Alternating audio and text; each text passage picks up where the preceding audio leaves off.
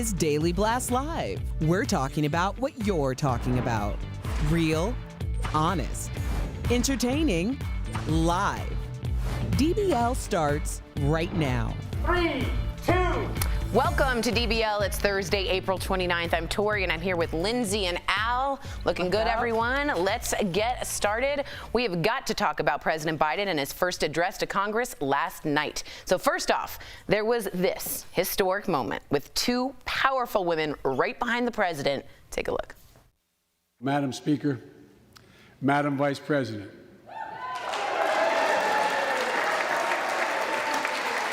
no president has ever said those words from this podium. No president has ever said those words. and it's about time. Just moments before that, Vice President Kamala Harris and House Speaker Nancy Pelosi greeted each other with an elbow bump. In his speech, the president laid out a bold vision for the country with his American Families Plan. Now, it costs nearly $2 trillion. That's with a T. A lot of the plan could directly affect you and your family, especially if you have kids or grandkids. So, Tori, you're saying, what's in it? All right, let me tell you. It expands the child tax credit. It lowers the cost of child care, provides universal preschool and 2 years of free community college. It also creates a national paid family and medical leave program. That's just some of the plans. So, DBL Nation, we want to know what you thought of the president's speech last night and his vision for America. Go ahead to dblvote.com to weigh in. It was a pivot, let's say that, to government investing in its people. It's the age-old argument. Do we want government, big government, to invest in its people, or do we want small government to stay out of our business? What do you think, Linz? Well, first, the visuals were really powerful. Seeing the two women in the line of succession from Biden was amazing to me.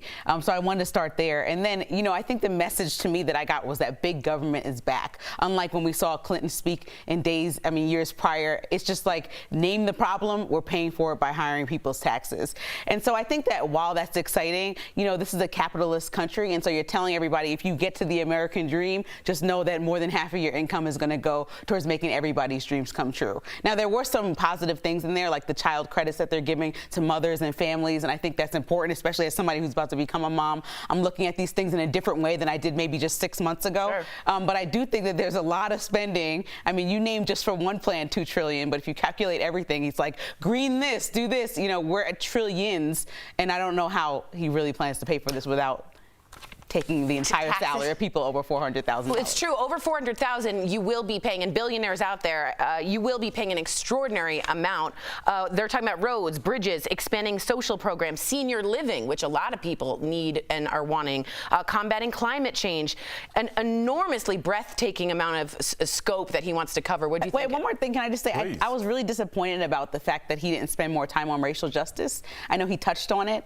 He talked about the Chauvin verdict and all that stuff, but I feel like he could have really said, I think what Erica was crying or almost in tears about yesterday was what exactly will be the executive orders or the plans to stop this that you will make part of your legacy, and he neglected to name anything real hardcore to me. Yeah, I thought that was definitely lacking. I'm glad you brought that up. As for who's going to pay, I mean, I think there's probably at least half of Americans that are like me. I'm like, it's time for the people that have figured out a way to skirt taxes for decades to pay. We casually just throw around, Amazon didn't pay any taxes, and we just throw it around like a fun fact that you read on the bottom of a Snapple cap. I mean, how is that possible? It's because we all know that if you make enough money to have a financial team underneath you, they can figure out every loophole to make you not pay your fair share. Teachers don't have that. Regular folks do not have that. And I do look forward to a world where we decide to invest in our country. We always go, well, who's going to pay for that? Who's going to pay for that? We never say that when we build 3 battleships we never use. How many military fighter planes that have never taken off? We spent, no one's ever asked that question. But as soon as time to talk about, you know, how we're going to take care of these kids and paternity and maternity leave, oh, now there's no money from mommy and daddy. So I'm ready to invest in this country. I actually believe in this country, and I want to see us get into some infrastructure. Let's put people back to work and feel good about themselves. I think that we're forgetting that there's an energy to a country when everybody is working and feels valid. Nobody wants to sit and collect unemployment. So let's get back to work. Let's see what's up. It's the dignity you're talking about, and I have to go back to history with FDR. This is a new idea of I'm investing in this country and I'm going to get dignity back into the American people. Now, some people didn't agree, right? We got a lot of people saying no. Bill from Twitter says the president telling billionaires to pay your fair share should be popular to everyone except to billionaires. Fair. Greg says the president spent less than 3 minutes talking about the crisis at our borders, another thing that was remiss. And Jonathan said communists and compromisers are destroying this nation and no one is discussing it.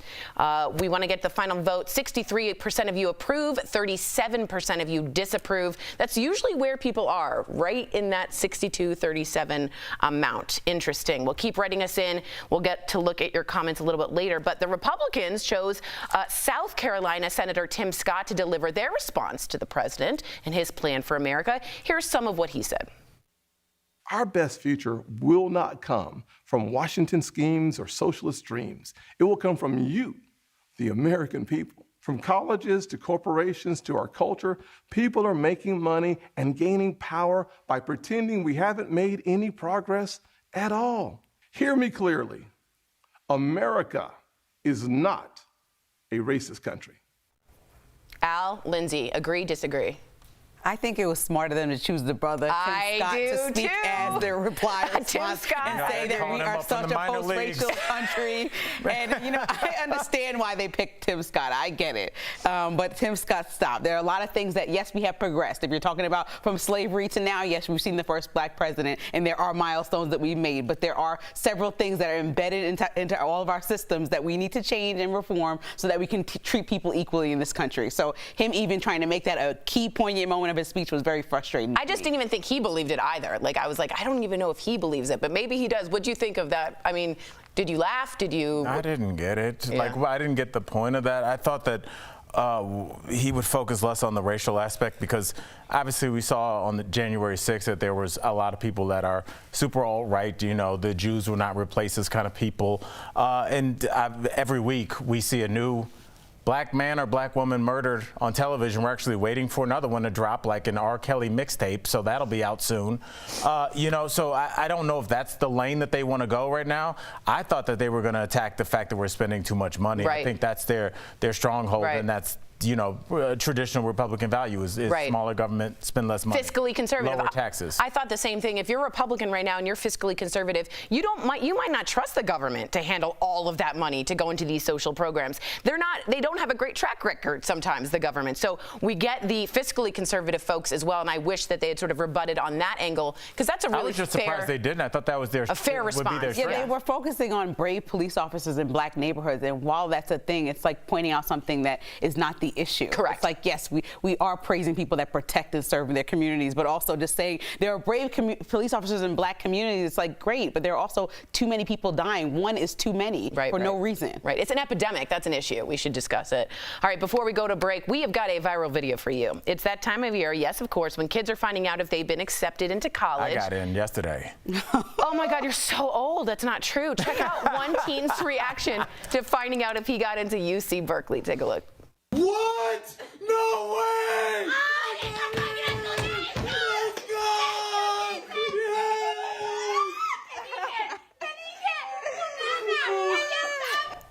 In case you missed that, he is the son of immigrants. How great is that moment? Do y'all remember getting into your school of choice? I didn't get into mine. I remember getting shut down by Syracuse and then getting accepted to my second choice, which is Temple, which ended up being a great, brilliant experience for me. There you go. Yeah, Temple's great. Yeah. I didn't think I was going to go to college. It's so interesting. I did not have good grades coming out of high school. I got in a small black school in Mississippi, and it changed my life. So I think you got into where you were supposed to go. You went to Temple. Things happened that led you to sitting in this chair, getting ready to bring a new life into this world. So everything worked out as it should. I can't complain. There you go. That's the American dream. Coming up on DBL, we got Jessica Simpson, and she's saying she has no clue what she weighs since she literally tossed out her scale. We want to know if you would trash yours too, if it meant for better mental health. And actor Elliot Page opens up to Oprah about his gender transition. We'll be right back.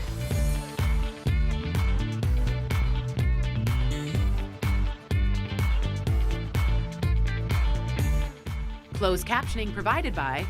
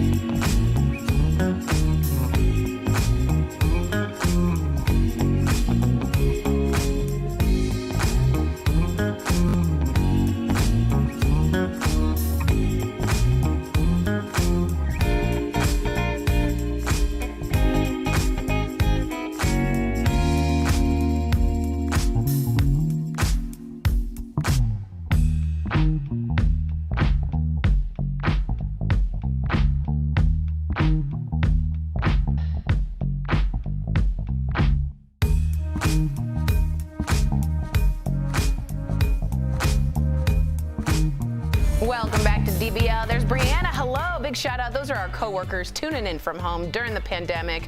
We miss you guys terribly. We can't wait to see you. Well, Jessica Simpson revealed that she doesn't weigh herself. Speaking to Hoda Kotb on the Today Show, she said previous struggles with her weight and body image have made her think about her weight and health in a whole new way. So much that she's decided to just ditch the scale. Watch this. Well, you tossed that scale out. I mean, you threw it away. You said it was like a Ouija board in church. Bye-bye. It was like a Ouija board. Get out. I have no idea how much I weigh. Like, I just want to feel good and be able to zip my pants up. If I don't, I have another size. I have every size. I've really tried my hardest to not let that define me. I love this. I ditched my scale because it made me very sad. But I also like her transparency. And before everyone was transparent in like 2020, Jessica Simpson was really transparent. What did you think? I think you go through well, for me, I went through phases of like when I worked out a lot and I used to weigh myself every day, and then I would get sad because the numbers would go up and down with like muscle mass or whatever. And I really went crazy. And then I just was like, forget this. I'm not getting on the scale. Now I have to get on the scale every 4 weeks because I go see my doctor. You don't have to look. I know, but it's very. That's what I do. There's something happening. Like, you have to look. I'm making eye contact with you. Look away. Look down. And I'm back in my head because I'm like, how much weight am I supposed to gain versus how much weight is this baby supposed to gain for me? And so there's a lot going on in my head that I don't really like. But, you know, that's what happens. Speaking of that, Jessica Simpson, we all know during pregnancy famously really sort of like gained a lot of weight for a lot of women. I'm not shaming her in any way, but I think she took from that and learned an experience of like, I'm just going to go up and down, and that's okay. Right. You even see Oprah talk about it when she lost all that weight. She was like, this is unrealistic for me to attain and keep as my weight goal. So. Remember when Oprah dragged in the amount of weight she lost? She said that was one of the worst things she's ever done. Right, because she gained it back. It was like all water weight. Al, what do you think? You put a lot of pressure on yourself when you do something like that. When you do the big reveal and take the raincoat off and you got six-pack abs, it's like now you got to maintain that, bro. Exactly. It's, you know, honestly, we're talking about other people and other celebrities, but like we can look at this show. I mean, Lindsay, you'll see in a couple more seasons when we flash back, you kind of. I remember, Tori, you said one time you just kind of see yourself doing this show because that's how life is. We might have done a show the day after Thanksgiving or a week after your summer workout routine. So your weight kind of fluctuates. It definitely does. All right, Elliot Page speaking about Oprah is opening up to her about his decision to come out as transgender. In his first TV interview since coming out in December, Elliot tells Oprah why he felt compelled to share his truth with the world. Let's take a quick look.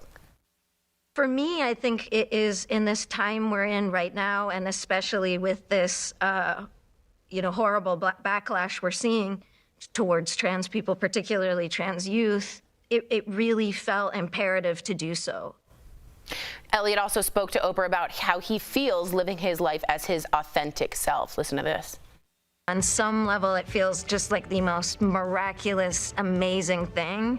And it also was just sort of the experience of, oh, there I am. Like, oh, there I am. And a part of me was like, oh my God, why was that so hard? Elliot's full interview with Oprah airs tomorrow on Apple TV+. What do you think about his reasons for coming out? I always think Oprah introduced us all, to me at least, to the authentic self. I'd eat my SpaghettiOs being like, oh, I got to get into that. I got to get an aha moment going now. I mean, what do you think about his reasoning? What do you think, Linz? I think it's important that he stepped up and said this and had this interview with Oprah, because I was just watching an interview actually with Dwayne Wade yesterday talking about Zaya, and he was like, which is his daughter. Yes. Yeah, and so he was like, Dwayne Wade was like, I'm so happy that critics said so much about my daughter, because this opened up a conversation that saved lives, and we made the conversation, the uncomfortable conversations happen. We went there. And I think that's what Oprah's doing right now by giving the space for this interview. What do you think, Al? It's great to see just people making what I see as a very normal choice in 2021. Obviously, this is near and dear to my heart. I have somebody in my family that's trans that I'm very close to, and it goes beyond close to. They're a mentor of mine, even though they're 10 years younger. But there's something about feeling like yourself. Right. And we've seen the other side, Lindsay.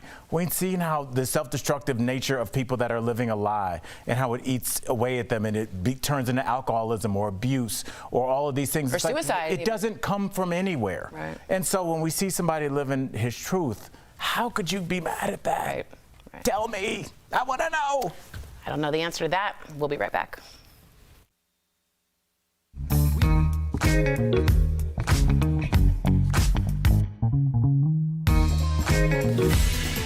Gas stations nationwide are bracing for fuel shortages, but it's not because of lack of gasoline. Let's connect the dots. The problem? There aren't enough truck drivers to get that gasoline to gas stations. New data shows a quarter of all tank trucks are not in use right now because there simply aren't enough qualified drivers. The pandemic pushed many drivers into early retirement. Plus, not just anybody can be a tank truck driver. It requires special certification and weeks of training even after being hired. Many driving schools shut down during the pandemic, cutting down the pool of new drivers. Experts say vacation hotspots like Florida are most likely to see the shortages.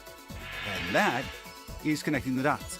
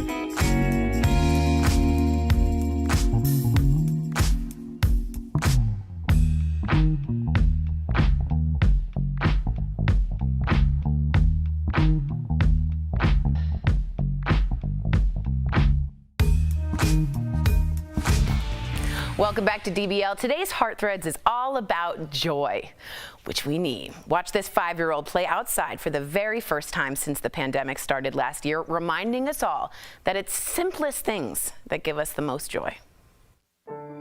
Volunteers built this boy with cancer a play set to distract from treatment.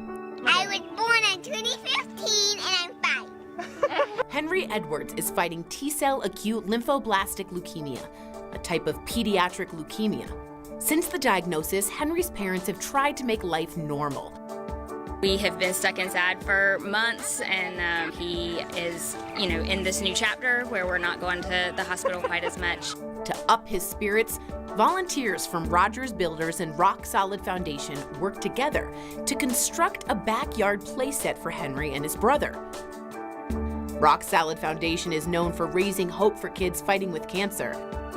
And we get to see Play Defeat Cancer, because when that family comes around the corner and they see the play set for the first time, guess what they're not thinking about?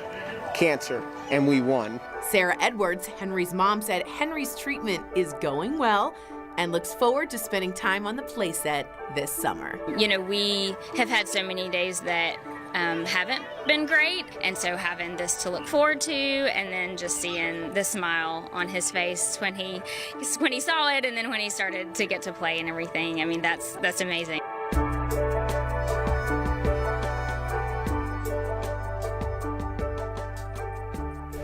A kid being a kid, it's the best. We'll be right back with DBL Deal Blast. Stay tuned. Promotional consideration is brought to you by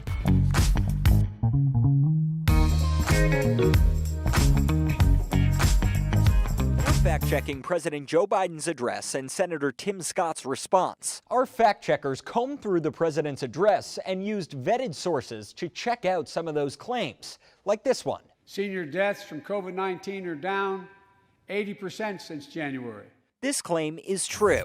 We analyzed CDC data of weekly COVID deaths, comparing the numbers from Biden's first full week in office with the most recent complete data sample on April 3rd.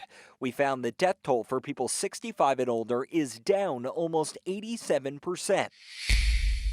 While this was all going on, the economy created more than 1,300,000 new jobs in 100 days. More jobs in the first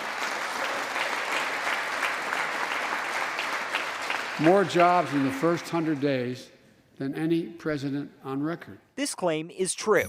We dug through monthly employment reports from the Bureau of Labor Statistics and found that in Biden's first 100 days, the economy created nearly 1.3 million jobs, just as he claimed. As for how it compares to other presidents, well, the data only dates back to 1994, but it shows that far more jobs were created under Biden than the first 100 days of Presidents Trump, Obama, and George W. Bush. It's important to note that the U.S. lost more than 9 million jobs in 2020 after COVID hit.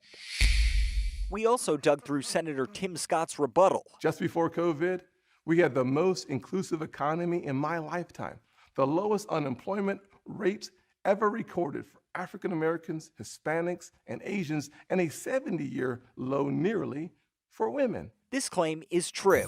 Data from the Bureau of Labor Statistics shows for African Americans, the 24 months of lowest unemployment were between 2018 and 2020, right before COVID. For Hispanic Americans, the 10 lowest were in that same time frame, as were 4 of the 5 lowest for Asian Americans.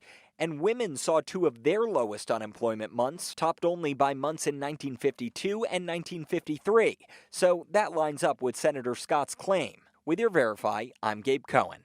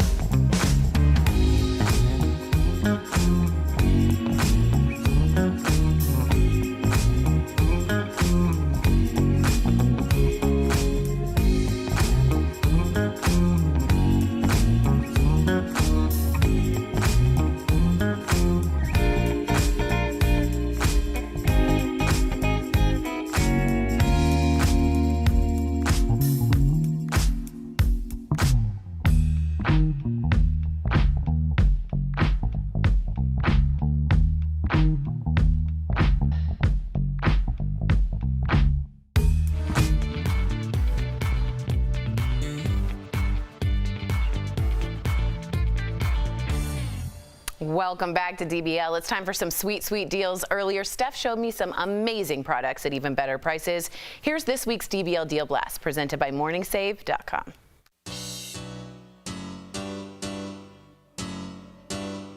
What do you have for us today, Stephanie? Hey Tori, I'm here with some great products and deals just for you guys. So first up, I've got the perfect item to add a little bit of colour in the bedroom. It's the Bib Home Reversible Two-Tone All-Season Down Alternative Comforter. So normally it's as much as $99. Ooh, that's We've got it for only $29. Saving up to 71%. This is a really easy way to keep your allergies at bay. Great price. Oh, yes. Whew.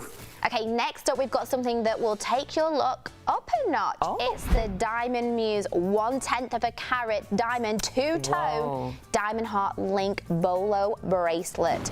So normally it's as much as $105. I mean, it's diamonds. I mean, it's diamonds, yeah. It's diamonds. We've got it for only $39.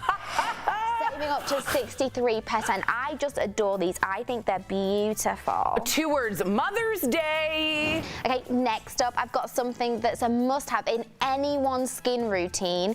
It's the Avani Supreme Magnetic Mud Mask. Whoa. Normally, this is as much as $100. Yeah, I was thinking that. It makes sense. There's a lot of good things in there. We've got it for only $15. Saving up to 85%. I love good savings on skincare because it's so pricey, you guys, and it's so worth it. That's such a good price for something you really would use all the time. Okay, lastly, Tori, if you are like me, which I know you are, and you've got a green thumb, you've got a garden, and do you know what goes well with it this time of year? I'll tell you, it's the Midwest Gloves and Gear Growing Rack Greenhouse. Wow. So normally it's as much as $68, which I think is reasonable for what you're getting. We've got it for $34, saving 50%. This is my savings dance, dance. Head on over to morningsave.com to snag these amazing deals at the lowest prices. You can even visit morningsave.com right on your smartphone while you're lounging. Thank you so much, Steph. While you're lounging. All right, we got some really good comments and a lot of them, so thank you. Steve from Facebook says, independent view.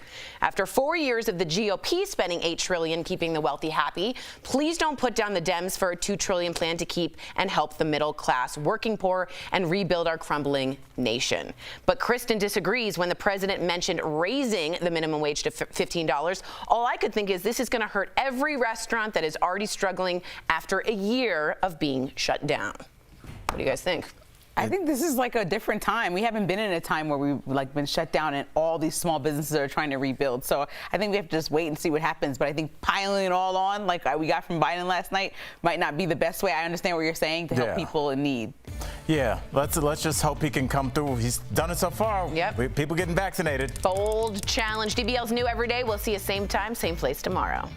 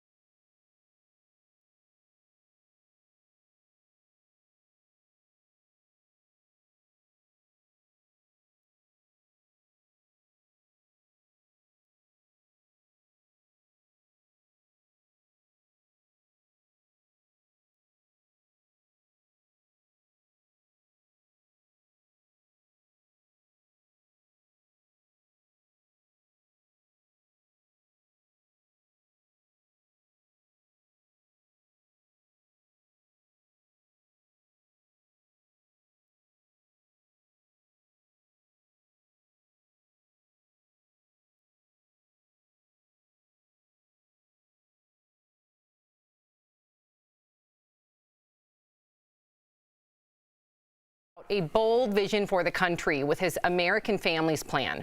It costs nearly $2 trillion. That's with a T.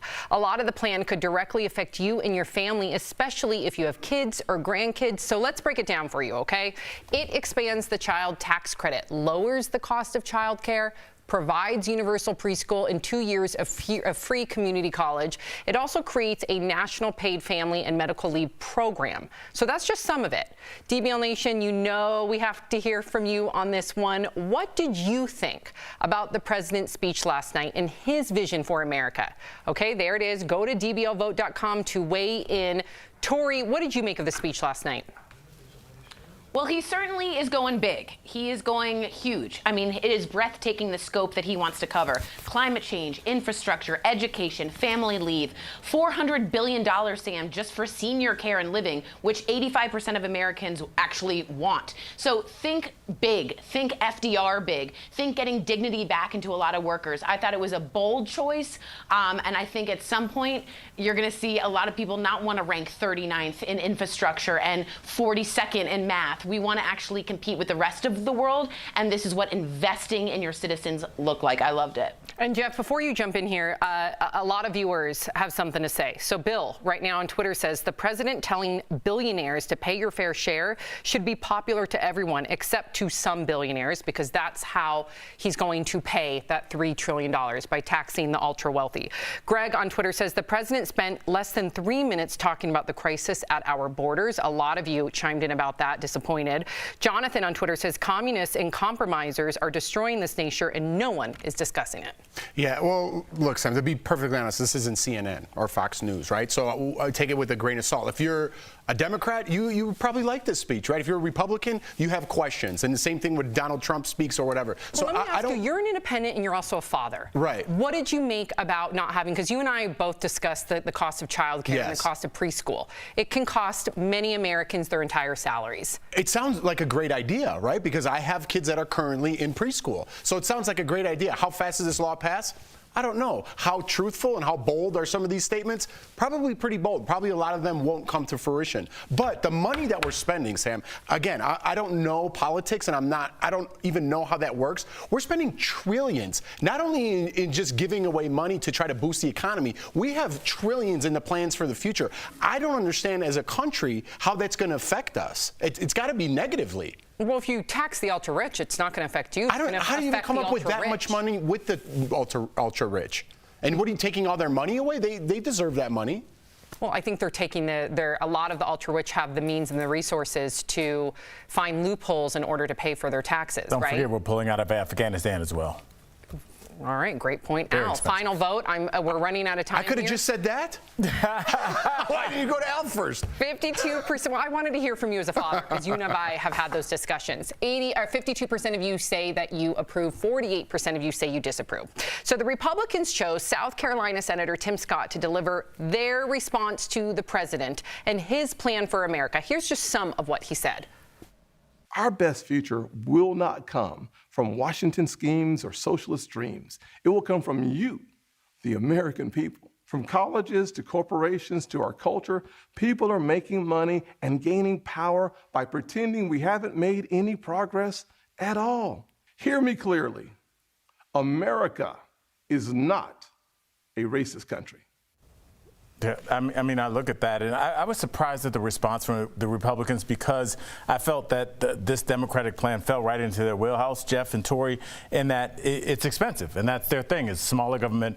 We're not going to tax you. That's their whole thing, you know. And we're talking here about what we heard at Biden's with his address last night. Now, I want to talk briefly about what I've seen and what I felt. And what I've seen in the last weekend is I was picking up food at Cherry Creek last week, and it was a Friday night, and I saw this family come out, and it was the daughter with her boyfriend and the parents, and they had clearly been vaccinated, because the dad said something, and the daughter put her arm around her dad and laughed, and they were laughing at whatever they were laughing at. And I was like, I haven't seen that in a year. And then I went to a funeral this weekend, and my mother was there, and she hugged me and she rubbed the back of my head, and I haven't felt that in a year. So we can talk with all the political theater that we want, But what I've seen and what I've felt feels good, and I hope we move forward. Amen, Al. Thank you for ending it on that note, because I think, you know, more than anything, all we want is for us to come together. And if we've learned anything from all the suffering in this past year, is human connectivity, family, unity, and I hope that we can reach across that aisle and we can work things out. I really do. And don't forget, pulling out Afghanistan. Yeah, that's very expensive. Yeah, it is. Yeah, it's like getting rid of a second car. Yeah. Coming up on DBL. Al's analogies good. They're the best. We should have a whole show of them. We're talking live with reality TV star podcast. There she is, Heather. Hey, hey. Miss you. It's Heather Dubrow. She's keeping it real, of course, with our DBL Nation. Plus, actress Yvette Nicole Brown is joining us live and sharing what it's really like working with John Stamos on their new Disney Plus show, Big Shot. And our medical expert, Dr. Payal Kohli, is here to answer your questions about the COVID vaccine. Do not go away. Closed captioning provided by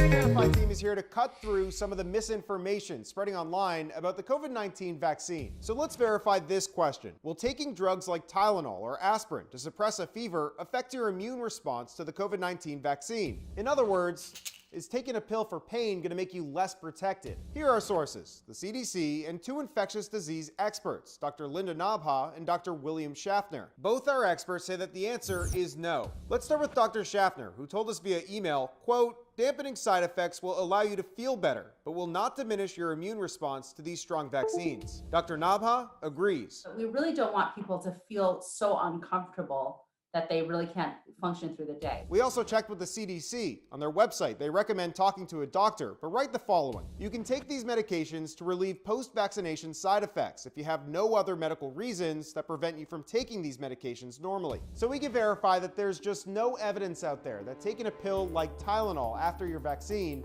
is going to impact your immune response after getting that shot.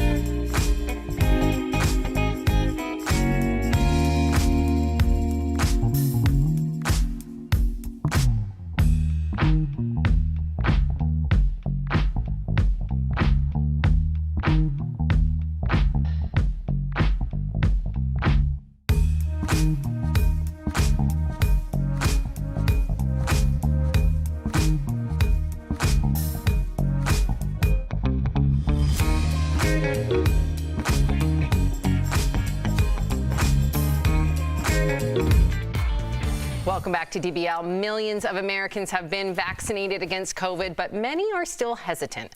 Dr. Payal Kohli joins us live. Hey, Doc. So we want to speak to you directly, and we want you actually to speak. So I got that wrong, of course. We want you to speak directly to the viewers who are having second thoughts about the vaccine. So let me give you an example. Colin says, I'm concerned about long-term side effects. We do not know enough about them. Dr. Kohli, what would you say to Colin? So, Colin, I would say that your concern is echoed by hundreds of Americans, and I'm so glad you asked this question.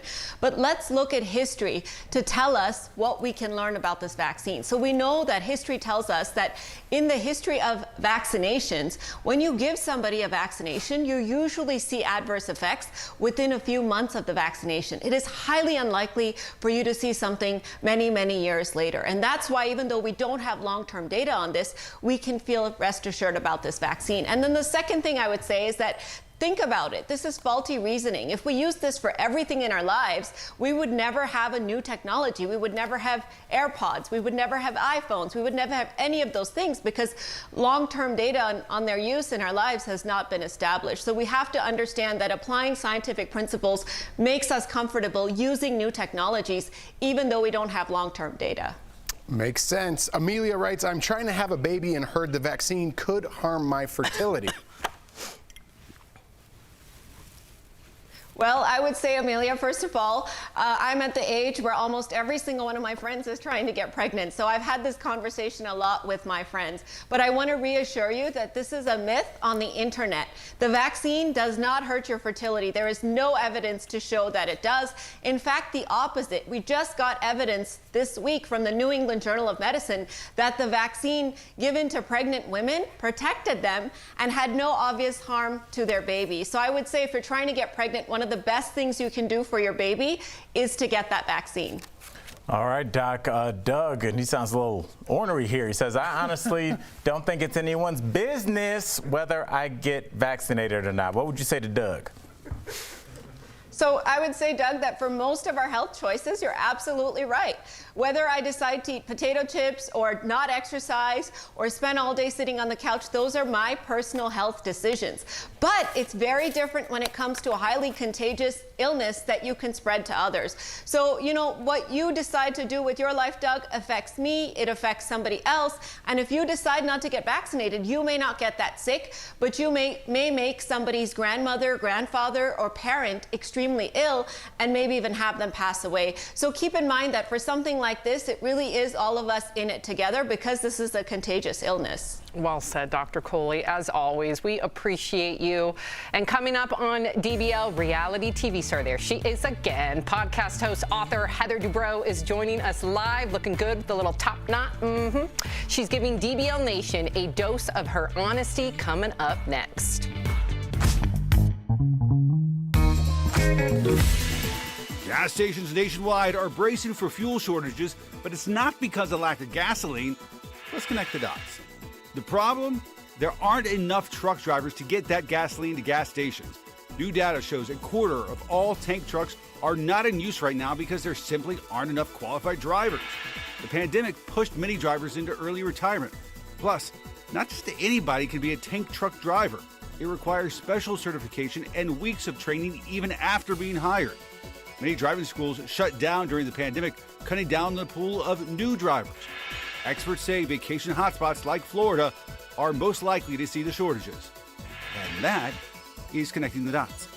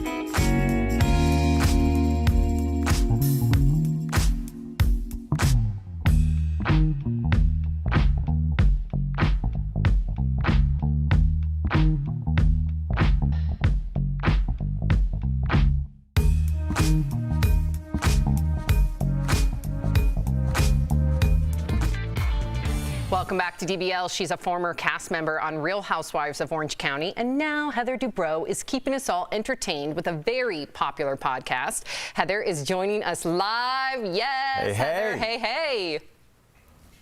Hi, everyone. Good morning. Welcome back. We've missed you. So you have some new exciting projects, which we're going to talk about. But first, you just got back from a wellness trip, which included hiking. Your husband, Dr. Terry Dubrow, also went along. Was it a good idea to share your me time with him? Just wondering. Okay, we have a very good relationship. We've been together, almost 25 years. And the secret to our long-term relationship is separate bathrooms. So I do make sure that even on vacation, that rule, holds true. Yes. But we did go on this crazy trip. And I have to say, it was fun. We reconnected, we dried out for, several days. You could see how far he is behind me, though. I pretty much kicked his butt. Yeah, you don't even see him. He's far, far away. I'm sorry, Heather, I have a question. This is Al Jackson, but it looks like you're coming to us from the future. Like, I don't know if you're on the Starship. That is the coolest room ever. I need one of those in my place.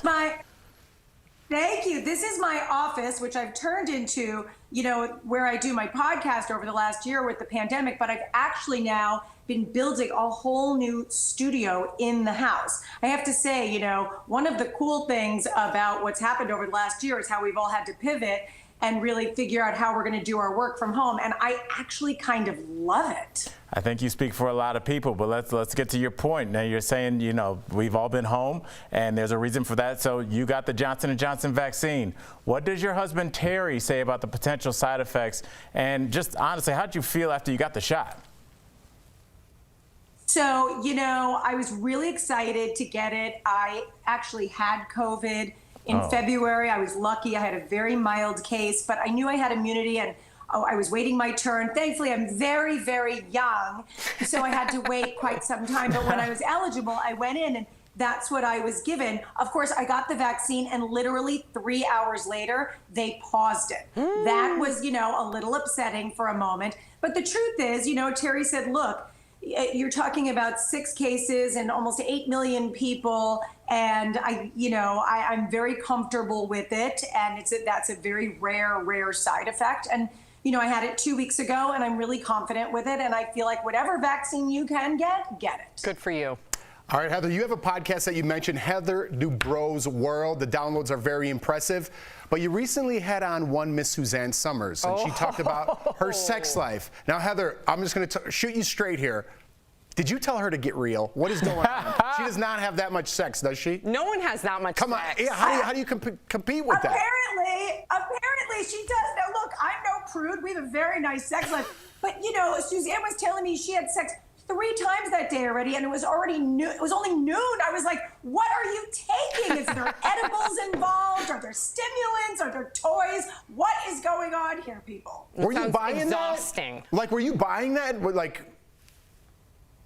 Yes, I totally bought it. I thought it was crazy. And but I love it, and I love how happy they are, and it gives me so much faith in our marriage and how well we're going to be doing years from now. I was just really excited about it. And that's the kind of crazy stuff that people will tell you on a podcast. So I love doing my show. We're over 115 million downloads at this point, about 6 years in, and it's been an amazing ride. You really do get the tea from everybody. It's quite interesting to listen to. I love it. Now, you've been teasing a new show that you're developing with Terry called The 7-Year Stitch, and are currently seeking couples that need a relationship makeover. So what is a relationship makeover, and what more can you tell us?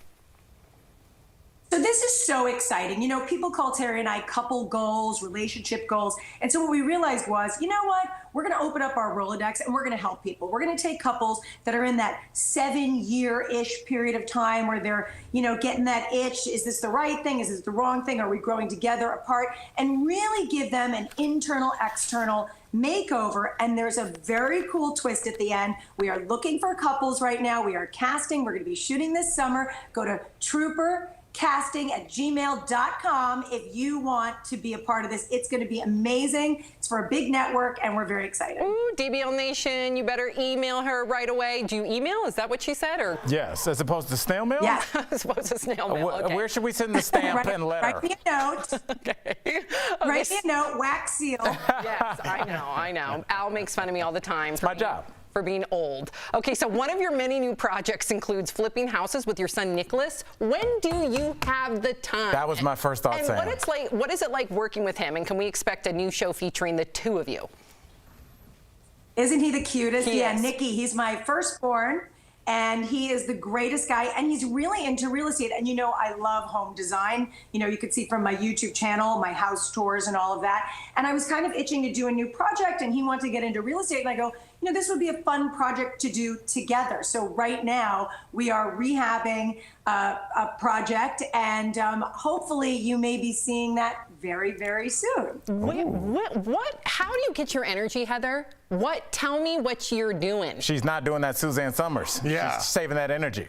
Well, look, no 3 times a day. Let's not get carried away. But I have to say, the truth is that I eat well, I exercise, I try to sleep, and I try to make the most of every minute of my day, which is why I don't have a ton of makeup on right now, because honestly, I was so excited to talk to you guys. I ran in from what I was doing, and I'm going to go run to the next thing. And you know what? We'll sleep when we're dead. Good for you. Appreciate you. And you don't need a stitch of makeup, let me tell you. Thank you, Heather. We appreciate you. DBL Nation, be sure to check out new episodes of Heather's podcast, Heather Dubrow's World. We'll be right back. Bye, Heather. Thank you, guys. Promotional consideration is brought to you by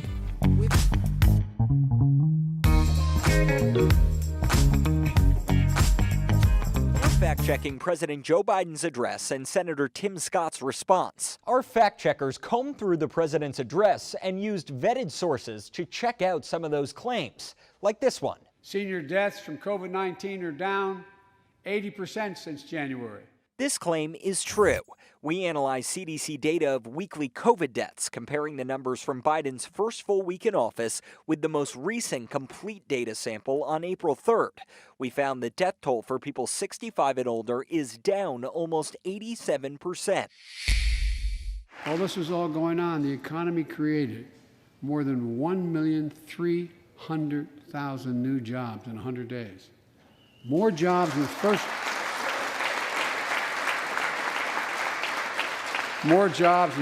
100 days than any president on record. This claim is true. We dug through monthly employment reports from the Bureau of Labor Statistics and found that in Biden's first 100 days, the economy created nearly 1.3 million jobs, just as he claimed. As for how it compares to other presidents, well, the data only dates back to 1994, but it shows that far more jobs were created under Biden than the first 100 days of Presidents Trump, Obama, and George W. Bush. It's important to note that the U.S. lost more than 9 million jobs in 2020 after COVID hit. We also dug through Senator Tim Scott's rebuttal. Just before COVID, we had the most inclusive economy in my lifetime, the lowest unemployment rates ever recorded for African Americans, Hispanics, and Asians, and a 70-year low nearly for women. This claim is true. Data from the Bureau of Labor Statistics shows for African Americans, the 24 months of lowest unemployment were between 2018 and 2020, right before COVID. For Hispanic Americans, the 10 lowest were in that same time frame, as were 4 of the 5 lowest for Asian Americans. And women saw 2 of their lowest unemployment months, topped only by months in 1952 and 1953. So that lines up with Senator Scott's claim. With your Verify, I'm Gabe Cohen.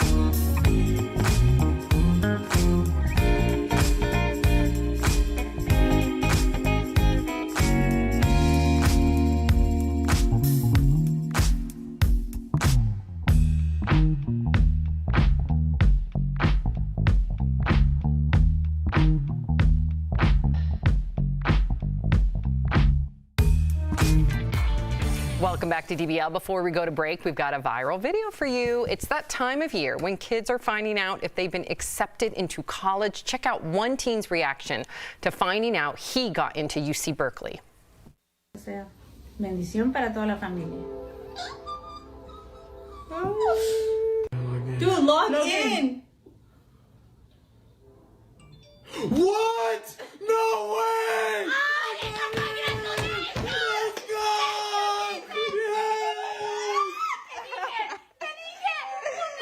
Wow. In case you missed that, he's also the son of immigrants. How great was that moment? Do you remember the moment when you got into school? It wasn't that.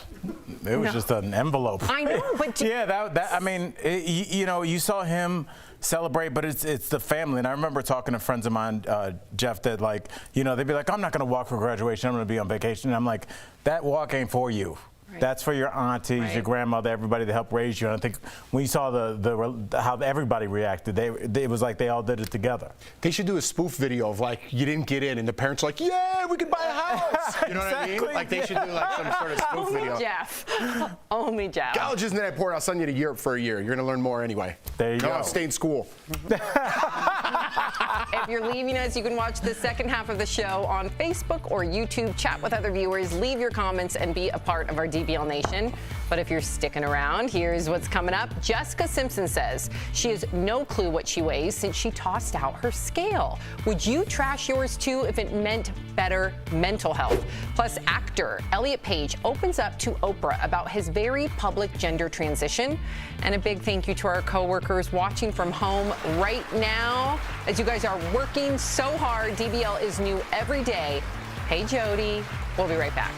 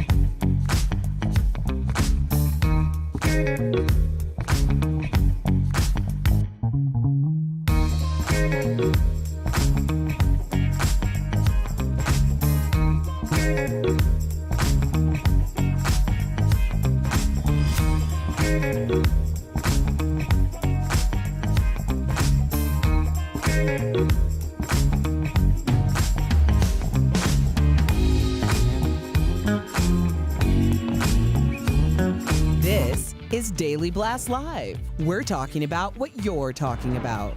Real, honest, entertaining, live. DBL starts right now. 3, 2.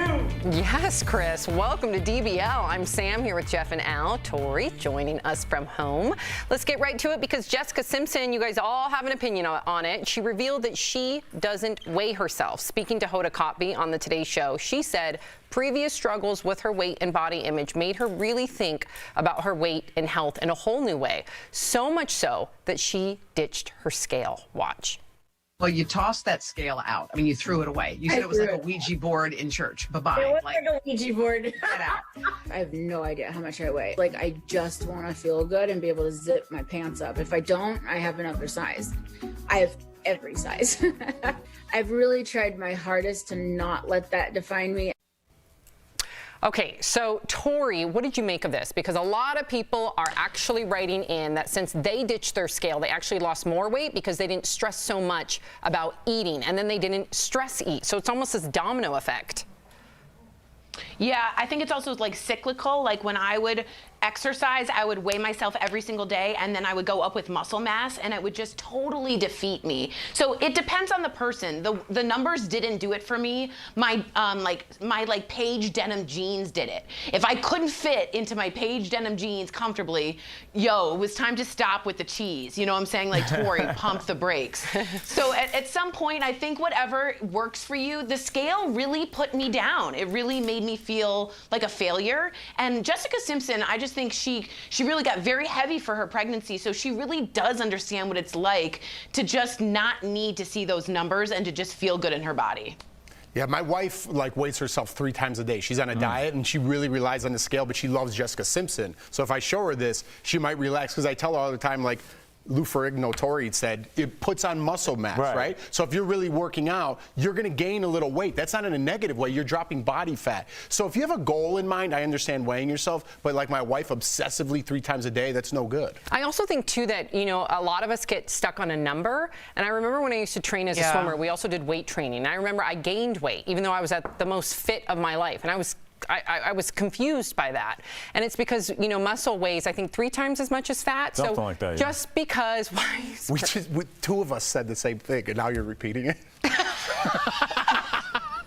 I was just going to break it down in my own personal experience. I like it, Sam. Keep going. I just remember when a nutritionist told me that, I went home and I threw out my scale. That's what I was going to say. Al, do you think, what weighs more, fat or muscle? I'm going to go with muscle, Jeff. I'm letting you know that conversation influenced me to throw out my scale, and I haven't had a scale since. Do you think the scale, I mean, if you think about it, we're all kind of saying the same thing. I think a lot of the viewers feel the same way, and I feel like if you look back at just this show, from season 1 to season 4, we kind of go in and out of sizes. Are you saying I got fat? I'm saying we've all been, it looked like they were stretching the screen for me a couple times. They should have a DBL couch up here.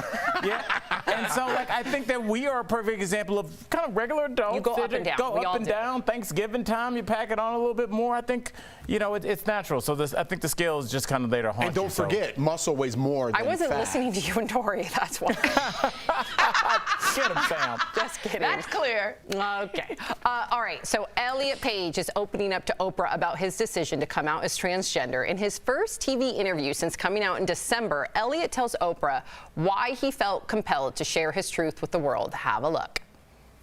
For me, I think it is in this time we're in right now, and especially with this, horrible backlash we're seeing towards trans people, particularly trans youth, it really felt imperative to do so.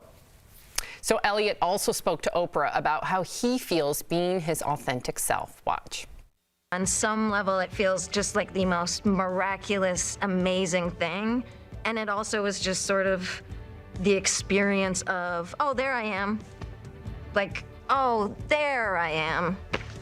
And a part of me was like, oh my God, why was that so hard? And Elliot's full interview with Oprah airs tomorrow on Apple TV+.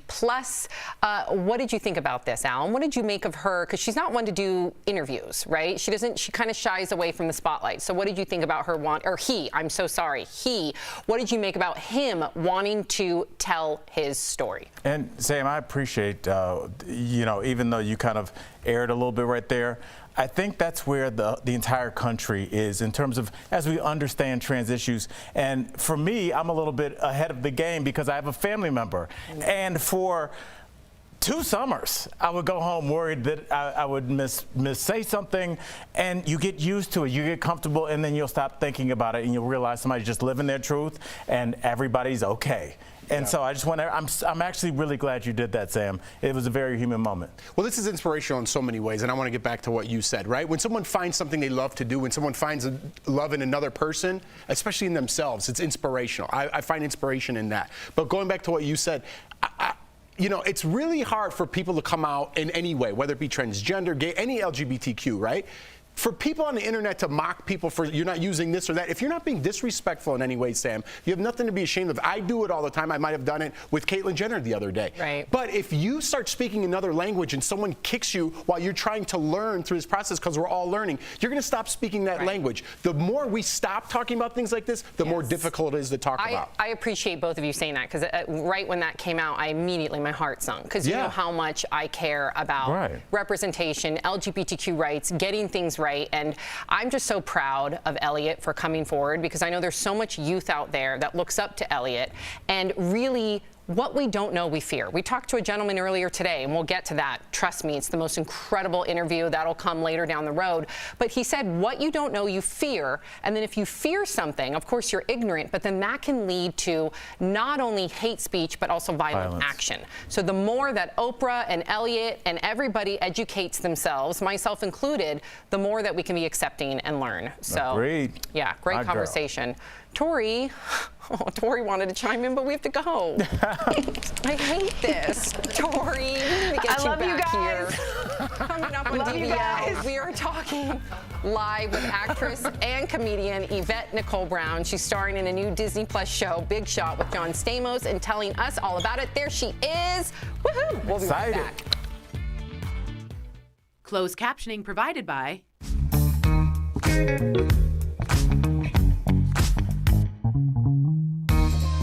My team is here to cut through some of the misinformation spreading online about the COVID-19 vaccine. So let's verify this question. Will taking drugs like Tylenol or aspirin to suppress a fever affect your immune response to the COVID-19 vaccine? In other words, is taking a pill for pain going to make you less protected? Here are sources: the CDC and two infectious disease experts, Dr. Linda Nabha and Dr. William Schaffner. Both our experts say that the answer is no. Let's start with Dr. Schaffner, who told us via email, quote, dampening side effects will allow you to feel better, but will not diminish your immune response to these strong vaccines. Dr. Nabha agrees. We really don't want people to feel so uncomfortable that they really can't function through the day. We also checked with the CDC. On their website, they recommend talking to a doctor, but write the following. You can take these medications to relieve post-vaccination side effects if you have no other medical reasons that prevent you from taking these medications normally. So we can verify that there's just no evidence out there that taking a pill like Tylenol after your vaccine is going to impact your immune response after getting that shot.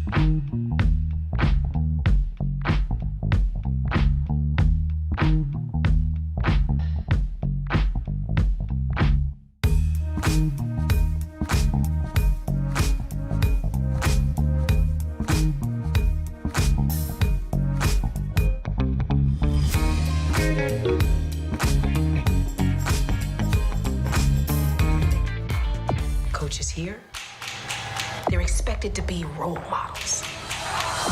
Do not screw this up. Coach Marvin Korn is going from the NCAA to some fancy high school? Personally, I think it's all a big mistake, but I'm prepared to make the best of it. Yes, welcome back to DBL. Yvette Nicole Brown is currently starring in Big Shot on Disney Plus, and she's joining us live. There she is. She is. Woohoo! Hey. Hey, everybody. How y'all doing? We're doing well. I'm obsessed with Big Shot. We had your colleague John Stamos on the show, and it's fantastic. So congratulations to you. You do such a good job. Thank you Thank you so much. It was such a labor of love for us. And you've met John. John is delightful and delicious. So to get to, be in scenes with him and work for like hours looking into that face, it's just amazing. Yeah, you can tell that the chemistry is definitely there between all of you. So I have to ask you, we're in real time. Our DBL viewers are writing in as we speak in regard to Republican Senator Tim Scott. So the hashtag Uncle Tim is trending after Republican Senator Tim Scott criticized President Biden last night. Girl, here we go. We're going to ask you. You tweeted something a little controversial regarding Senator Scott. Was it? So we have to address it here live. What did you disagree with most? The fact that he said it wasn't a racist nation. The fact that he said that Joe Biden was divisive. The fact that he said that you can vote easier in Georgia than in New York. You want a list? I mean, it was ridiculous. Everything he said was dumb and wrong. And you know what? The idea that everybody's so upset about the Uncle Tim hashtag, but they had no problem with everything Donald Trump did for 4 years. Just please stop. Just stop. It was dumb. Thank you for right to the point. I'm not going to say another. That was a nice little bow on that. We appreciate you. When I tell people how old my kids are, I feel like I'm lying, and I feel like I'm lying when I'm about to say what I'm about to say. It's the 35th anniversary of Control, and I know it's one of your favorite divas, Janet Jackson. She's about to turn 55. I feel like I'm lying. Now the producers of an eye-opening Britney Spears doc are producing a doc about Janet's controversial Super Bowl performance. How might this change that narrative? Because we've never gotten a story like we need to about that. Well, I don't think we needed the story. I knew what happened. I knew that Janet and Justin were both on that stage, and when it was over, Justin skated away, and Janet was the one that was left holding the bag, and it was never right. So she had a lot of plans and a lot of things that were about to happen for her. She was about to do Lena Horne biopic at that time, and everything just stopped for her, and yet his career took off. And it kind of is the same thing that happened when he was with Britney and they broke up. He kind of skates away and enjoys his life and leaves, people in the wake. So, I'm Team Janet, I'm Team Britney, so. Listen, I've tweeted about it. Everybody knows how I feel.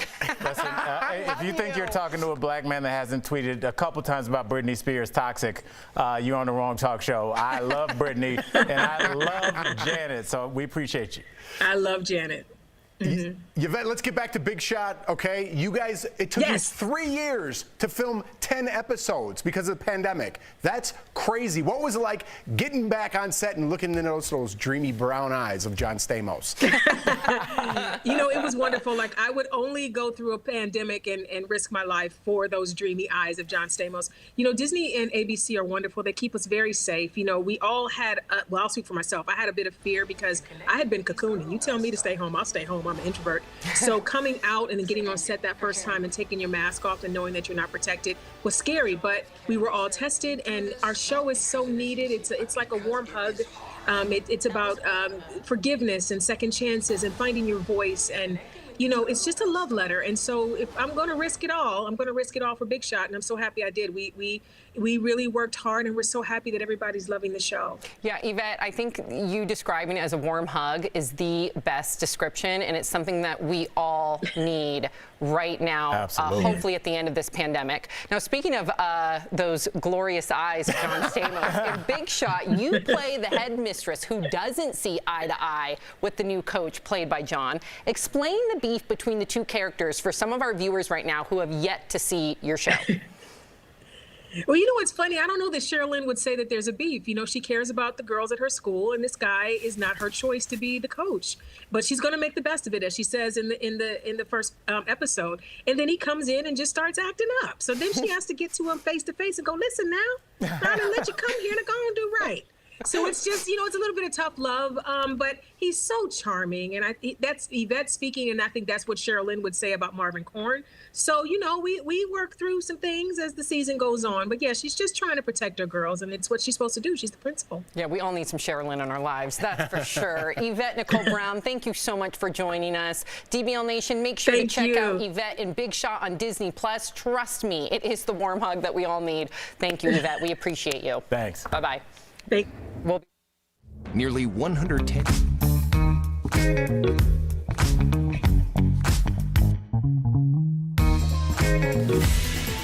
Gas stations nationwide are bracing for fuel shortages, but it's not because of lack of gasoline. Let's connect the dots. The problem? There aren't enough truck drivers to get that gasoline to gas stations. New data shows a quarter of all tank trucks are not in use right now because there simply aren't enough qualified drivers. The pandemic pushed many drivers into early retirement. Plus, not just anybody can be a tank truck driver. It requires special certification and weeks of training even after being hired.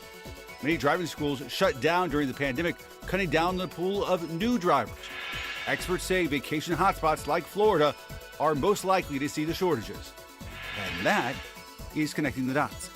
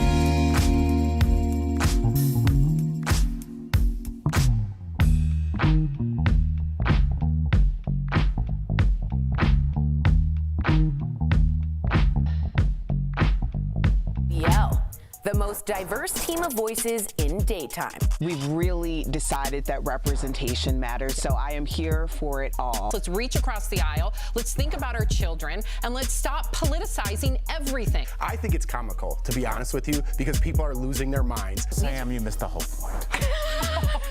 I'm done. I think I can sing a great country song. When I'm hosting, I feel the most in. Oh, is it not supposed to be now? DBL is all new every day. Oh my goodness, it's too good. Okay, so welcome back to DBL. It is time for some sweet, sweet deals. Earlier, Stephanie showed Tori some amazing products at even better prices. Here's this week's DBL Deal Blast presented by MorningSave.com.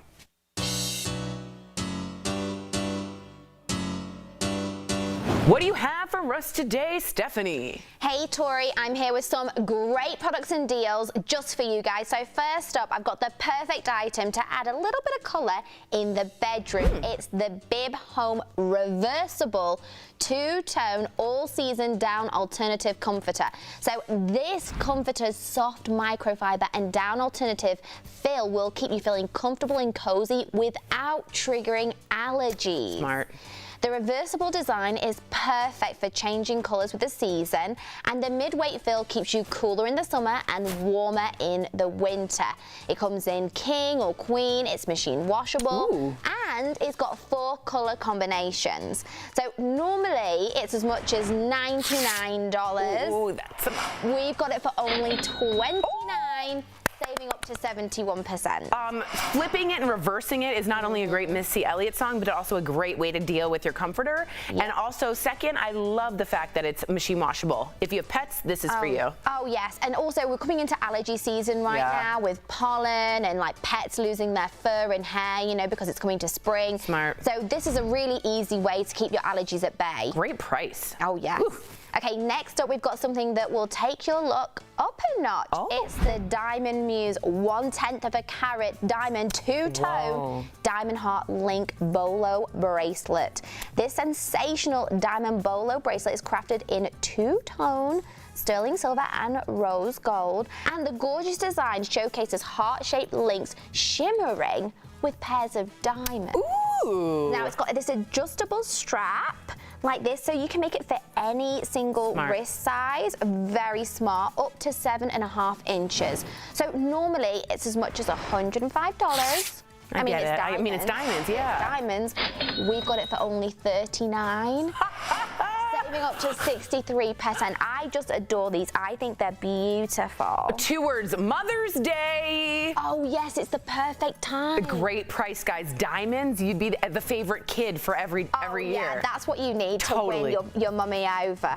Okay, next up, I've got something that's a must-have in anyone's skin routine. It's the Avani Supreme Magnetic Mud Mask. Whoa. So this mask will help you pull out impurities to reveal glowing and radiant skin. Ooh. It's been formulated by blending mineral-rich Dead Sea mud with natural plant extracts, essential oils, vitamins and iron, and it comes with an enclosed spatula so you can apply a thin layer all over your face and neck. And the best part is that it works with all skin types. Normally, this is as much as $100. Yeah, I was thinking that. It makes sense. There's a lot of good things in there. We've got it for only $15, saving up to 85%. I love good savings on skincare because it's so pricey, you guys, and it's so worth it. That's such a good price for something you really would use all the time. Okay, lastly, Tori, if you are like me, which I know you are, and you've got a green thumb, you've got a garden, and do you know what goes well with it this time of year? I'll tell you, it's the Midwest Gloves and Gear Growing Rack Greenhouse. Wow. So you can garden this season all year round with this sturdy garden greenhouse. So normally it's as much as $68, which I think is reasonable for what you're getting. I do too. I was going to say that's something I might still spend. Yeah, and now we've got it for $34, saving 50%. This is my savings dance. Savings dance. I love this. And if you ever need herbs or if you're in an apartment and you want to have a nice sense of outside brought inside, this is great. All weather. I love that. This is like the hit on Pinterest. Really good price. This is really good. Yeah. Head on over to morningsave.com to snag these amazing deals at the lowest prices. You can even visit morningsave.com right on your smartphone while you're lounging. Thank you so much, Steph. We'll be right back. Promotional consideration is brought to you by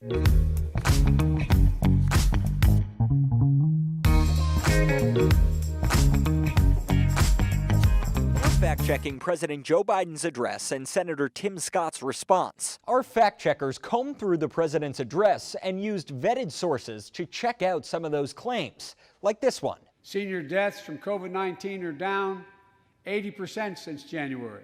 This claim is true. We analyzed CDC data of weekly COVID deaths, comparing the numbers from Biden's first full week in office with the most recent complete data sample on April 3rd. We found the death toll for people 65 and older is down almost 87%. While this was all going on, the economy created more than 1,300,000 new jobs in 100 days. More jobs in the first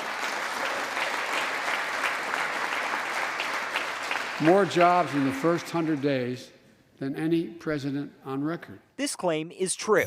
We dug through monthly employment reports from the Bureau of Labor Statistics and found that in Biden's first 100 days, the economy created nearly 1.3 million jobs, just as he claimed. As for how it compares to other presidents, well, the data only dates back to 1994, but it shows that far more jobs were created under Biden than the first 100 days of Presidents Trump, Obama, and George W. Bush. It's important to note that the U.S. lost more than 9 million jobs in 2020 after COVID hit. We also dug through Senator Tim Scott's rebuttal. Just before COVID, we had the most inclusive economy in my lifetime, the lowest unemployment rates ever recorded for African Americans, Hispanics, and Asians, and a 70-year low nearly for women. This claim is true. Data from the Bureau of Labor Statistics shows for African Americans, the 24 months of lowest unemployment were between 2018 and 2020, right before COVID. For Hispanic Americans, the 10 lowest were in that same time frame, as were 4 of the 5 lowest for Asian Americans. And women saw 2 of their lowest unemployment months, topped only by months in 1952 and 1953. So that lines up with Senator Scott's claim. With your Verify, I'm Gabe Cohen.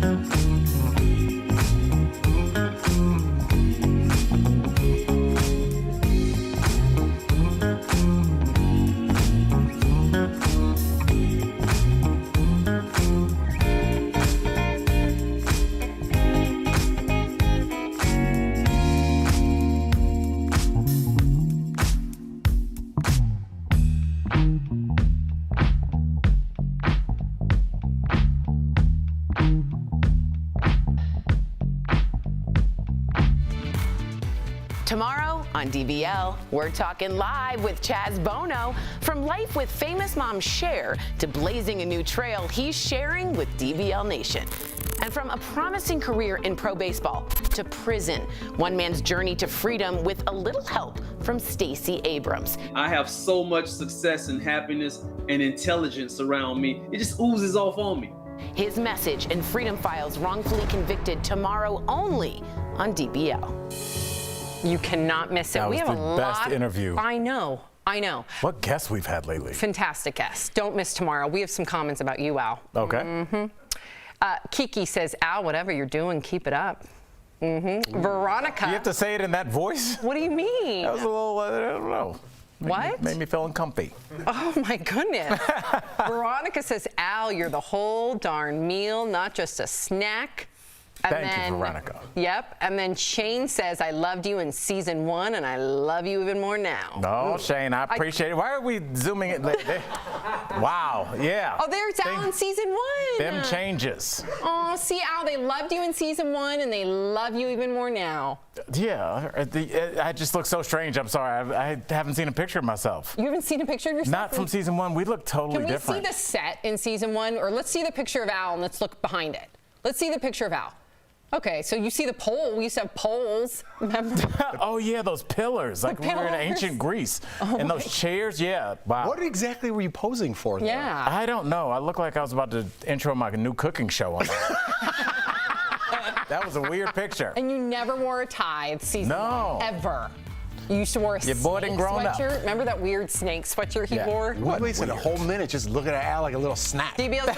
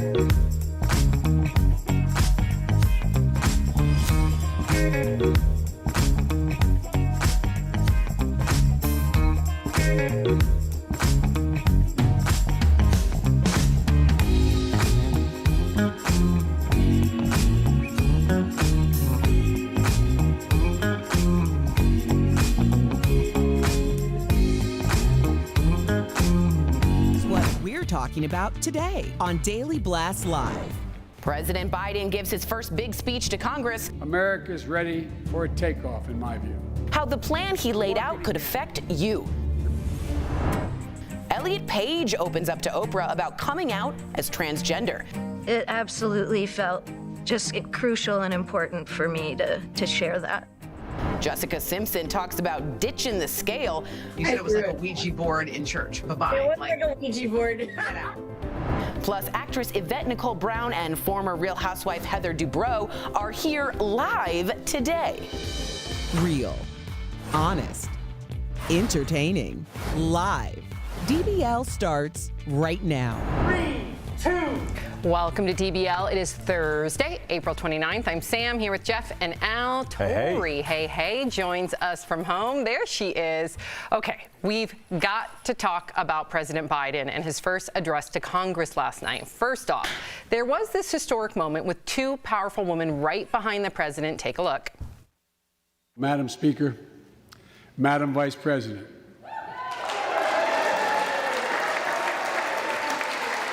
No president has ever said those words from this podium. No president has ever said those words, and it's about time.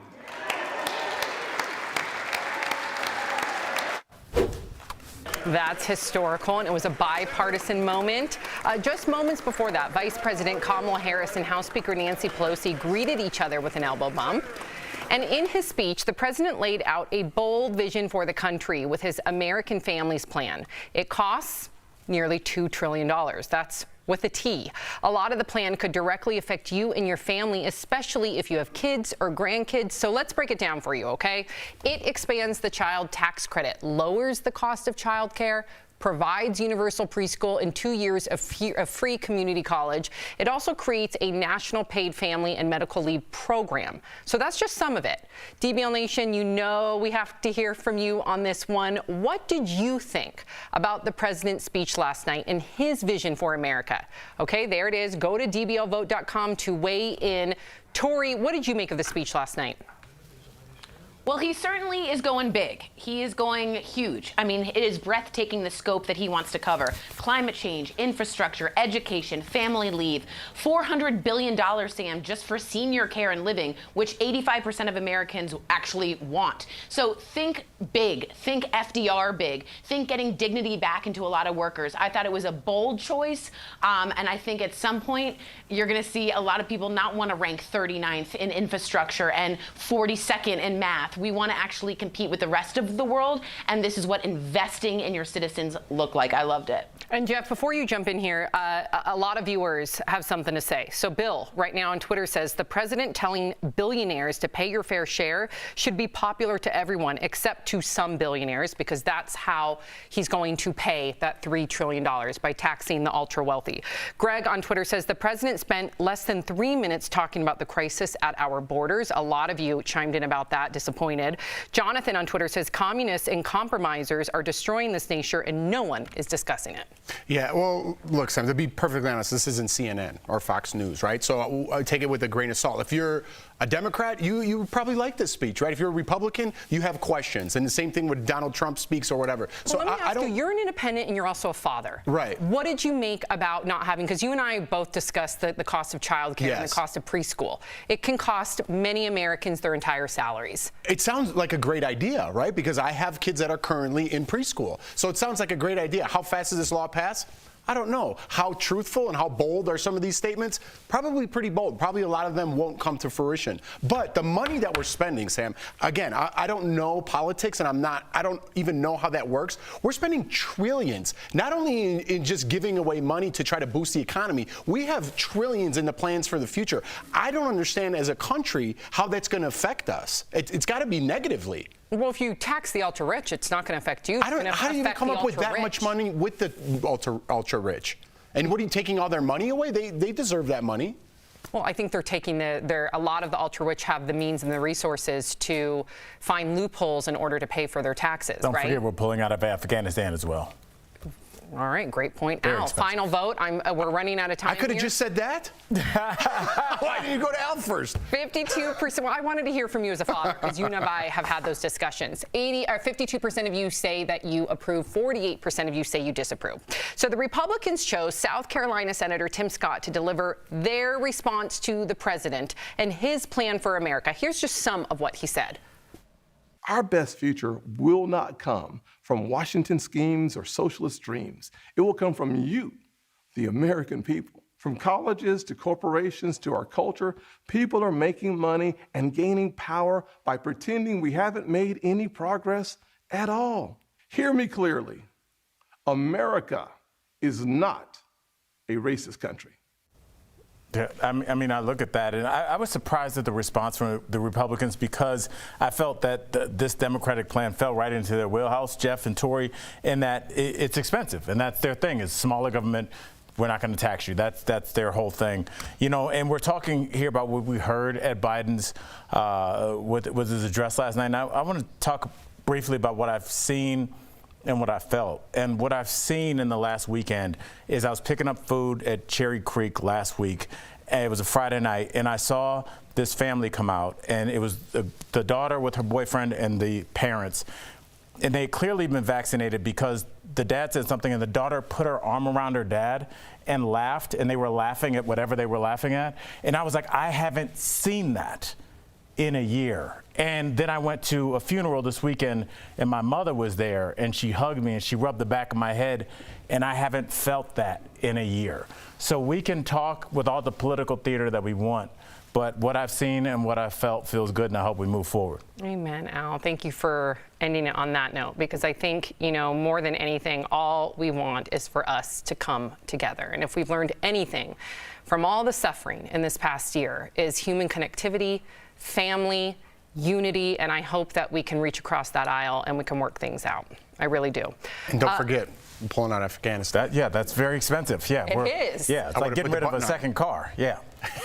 Coming up on DBL. Al's analogies. The best. We should have a whole show of them. We're talking live with reality TV star podcast. There she is, Heather. Hey. Miss you. It's Heather Dubrow. She's keeping it real, of course, with our DBL Nation. Plus, actress Yvette Nicole Brown is joining us live and sharing what it's really like working with John Stamos on their new Disney Plus show, Big Shot. And our medical expert, Dr. Piocoli, is here to answer your questions about the COVID vaccine. Do not go away. Closed captioning provided by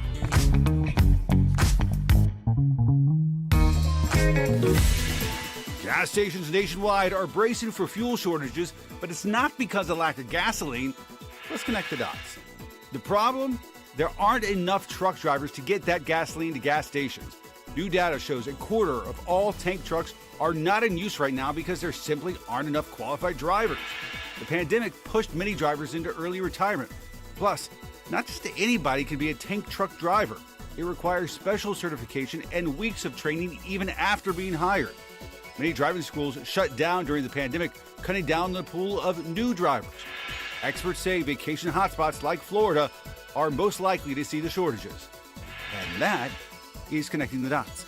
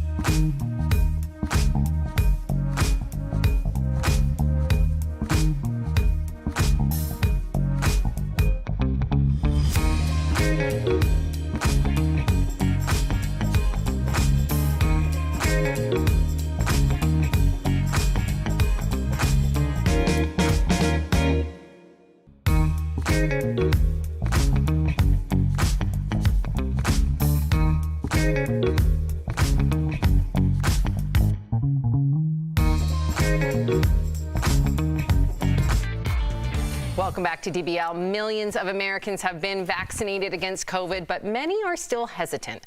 Dr. Payal Kohli joins us live. Hey, Doc. So we want to speak to you directly, and we want you actually to speak. So I got that wrong, of course. We want you to speak directly to the viewers who are having second thoughts about the vaccine. So let me give you an example. Colin says, I'm concerned about long-term side effects. We do not know enough about them.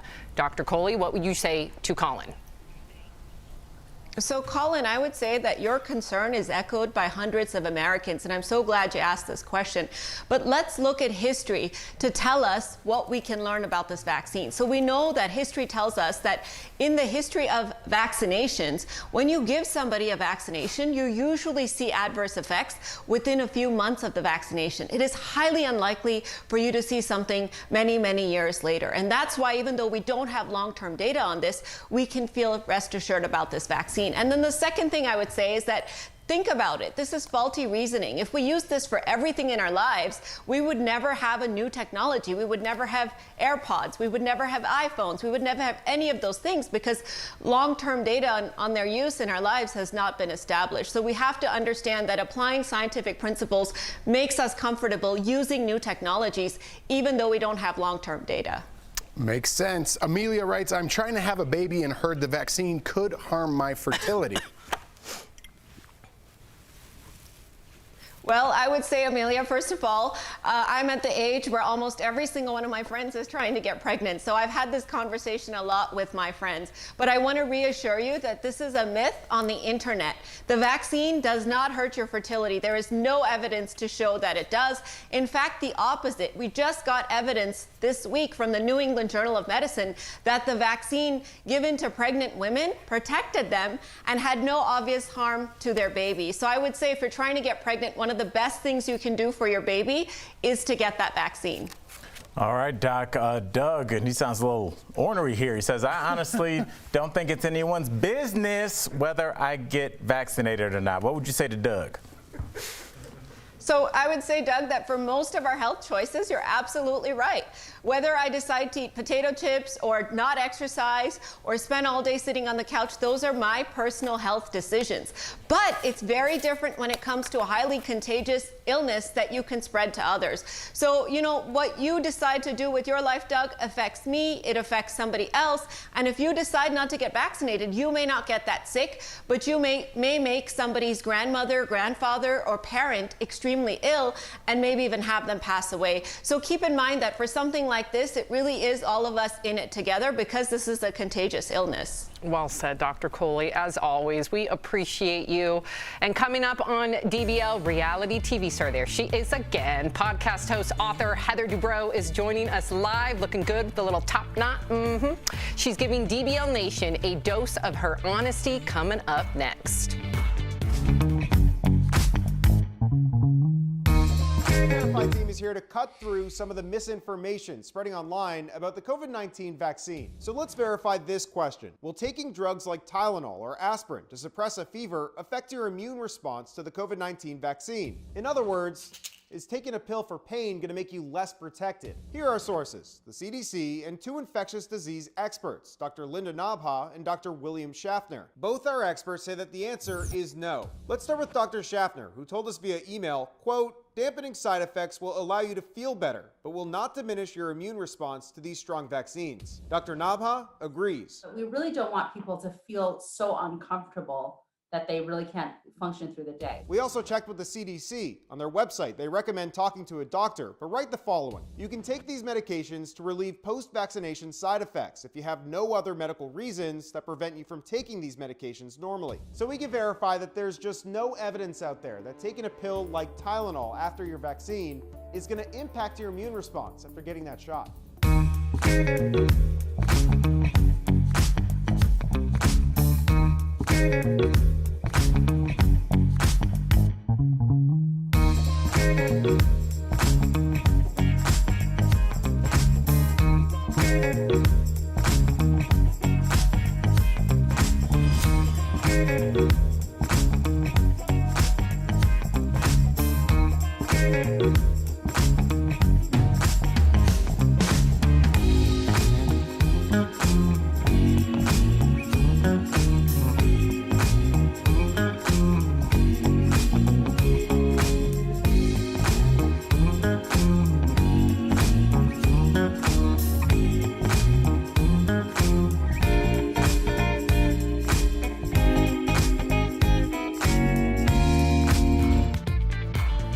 Welcome back to DBL. She's a former cast member on Real Housewives of Orange County, and now Heather Dubrow is keeping us all entertained with a very popular podcast.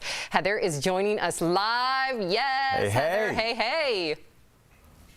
Hi, everyone. Good morning. Welcome back. We've missed you. So you have some new exciting projects, which we're going to talk about. But first, you just got back from a wellness trip, which included hiking. Your husband, Dr. Terry Dubrow, also went along. Was it a good idea to share your me time with him? Just wondering.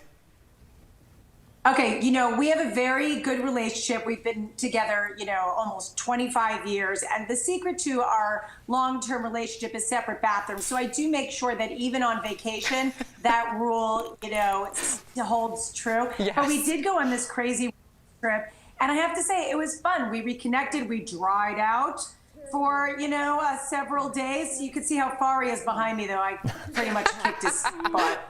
Yeah, you don't even see him. He's far, far away. I'm sorry, Heather, I have a question. This is Al Jackson, but it looks like you're coming to us from the future.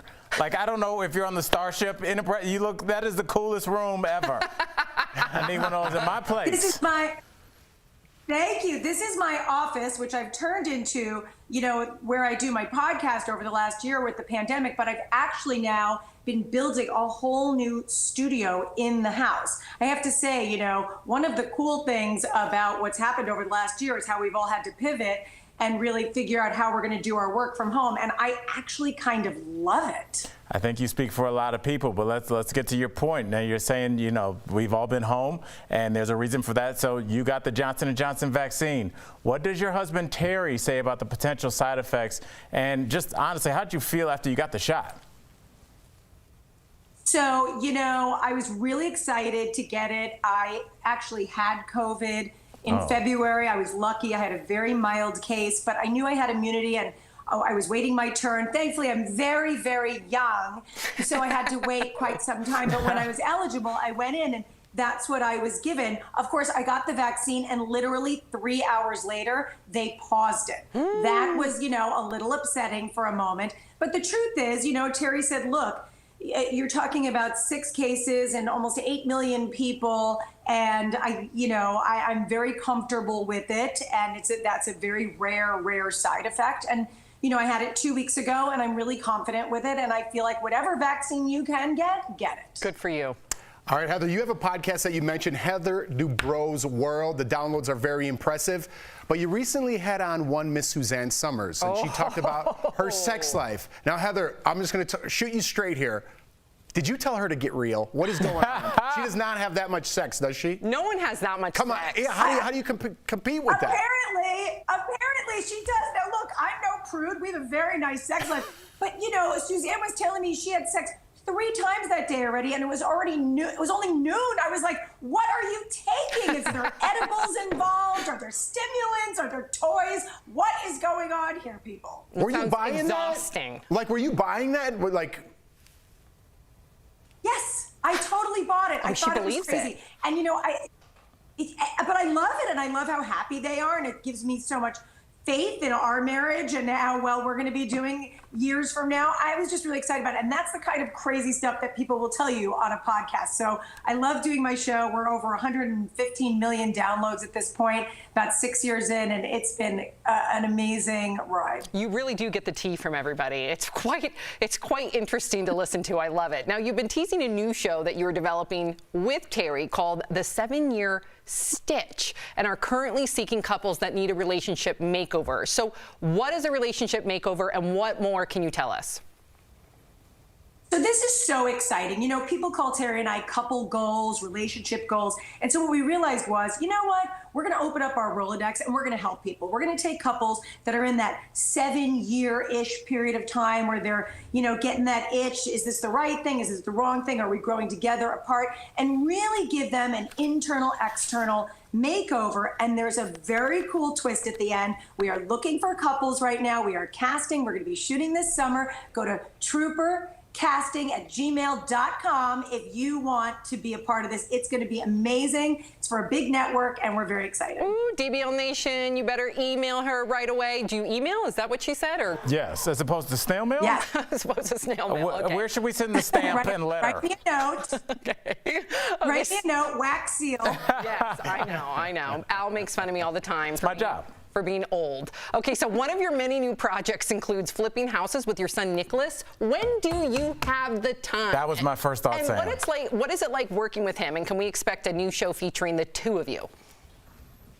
Isn't he the cutest? He is. Nikki, he's my firstborn. And he is the greatest guy, and he's really into real estate. And I love home design. You could see from my YouTube channel, my house tours and all of that. And I was kind of itching to do a new project, and he wanted to get into real estate. And I go, this would be a fun project to do together. So right now we are rehabbing a project, and hopefully you may be seeing that very, very soon. What? How do you get your energy, Heather? Tell me what you're doing. She's not doing that Suzanne Summers. Yeah. She's saving that energy. Well, look, no 3 times a day. Let's not get carried away. But I have to say, the truth is that I eat well, I exercise, I try to sleep, and I try to make the most of every minute of my day, which is why I don't have a ton of makeup on right now, because honestly, I was so excited to talk to you guys. I ran in from what I was doing, and I'm going to go run to the next thing. And you know what? We'll sleep when we're dead. Good for you. Appreciate you. And you don't need a stitch of makeup, let me tell you. Thank you, Heather. We appreciate you. DBL Nation, be sure to check out new episodes of Heather's podcast, Heather Dubrow's World. We'll be right back. Bye, Heather. Thank you, guys. Promotional consideration is brought to you by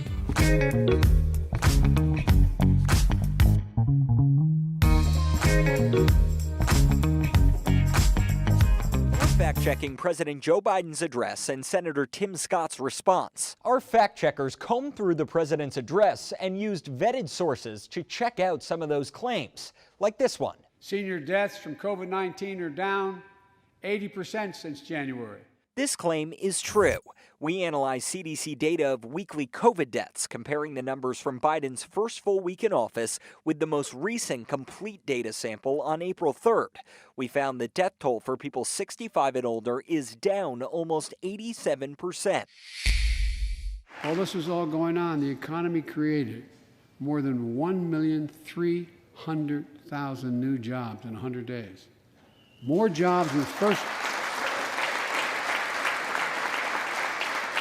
100 days than any president on record. This claim is true. We dug through monthly employment reports from the Bureau of Labor Statistics and found that in Biden's first 100 days, the economy created nearly 1.3 million jobs, just as he claimed. As for how it compares to other presidents, well, the data only dates back to 1994, but it shows that far more jobs were created under Biden than the first 100 days of Presidents Trump, Obama, and George W. Bush. It's important to note that the U.S. lost more than 9 million jobs in 2020 after COVID hit. We also dug through Senator Tim Scott's rebuttal. Just before COVID, we had the most inclusive economy in my lifetime, the lowest unemployment rates ever recorded for African Americans, Hispanics, and Asians, and a 70-year low nearly for women. This claim is true. Data from the Bureau of Labor Statistics shows for African Americans, the 24 months of lowest unemployment were between 2018 and 2020, right before COVID. For Hispanic Americans, the 10 lowest were in that same time frame, as were 4 of the 5 lowest for Asian Americans. And women saw 2 of their lowest unemployment months, topped only by months in 1952 and 1953. So that lines up with Senator Scott's claim. With your Verify, I'm Gabe Cohen.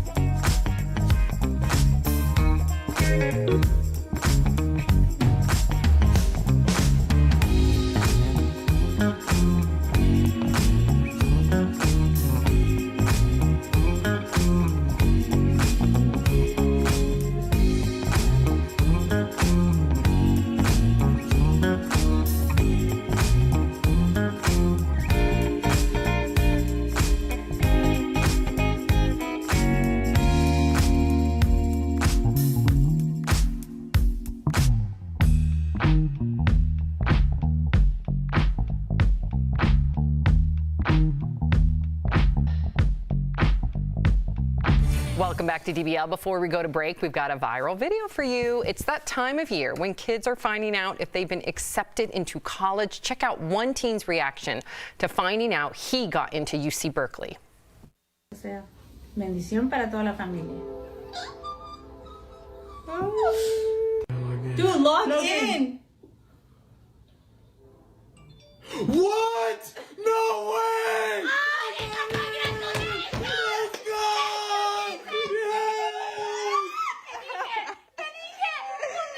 Wow. In case you missed that, he's also the son of immigrants. How great was that moment? Do you remember the moment when you got into school? It wasn't that. It was just an envelope. I know, but yeah, I mean, you know, you saw him celebrate, but it's the family. And I remember talking to friends of mine, Jeff, that like, you know, they'd be like, I'm not going to walk for graduation. I'm going to be on vacation. And I'm like, that walk ain't for you. Right. That's for your aunties, your grandmother, everybody that helped raise you. And I think when you saw how everybody reacted, it was like they all did it together. They should do a spoof video of like you didn't get in, and the parents are like, "Yeah, we could buy a house." You know what I mean? Like they should do like some sort of spoof video. Jeff, only Jeff. College isn't that important. I'll send you to Europe for a year. You're gonna learn more anyway. There you go. Stay in school.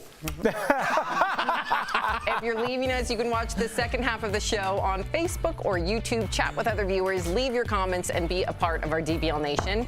But if you're sticking around, here's what's coming up. Jessica Simpson says she has no clue what she weighs since she tossed out her scale. Would you trash yours too if it meant better mental health? Plus, actor Elliot Page opens up to Oprah about his very public gender transition. And a big thank you to our coworkers watching from home right now. As you guys are working so hard, DBL is new every day. Hey, Jody. We'll be right back.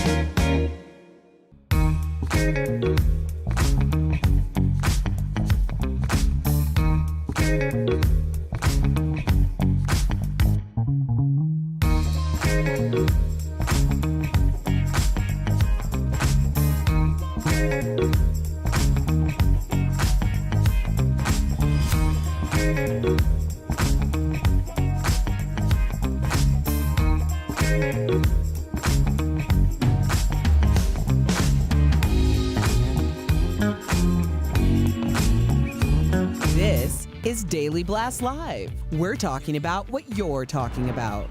Real, honest, entertaining, live.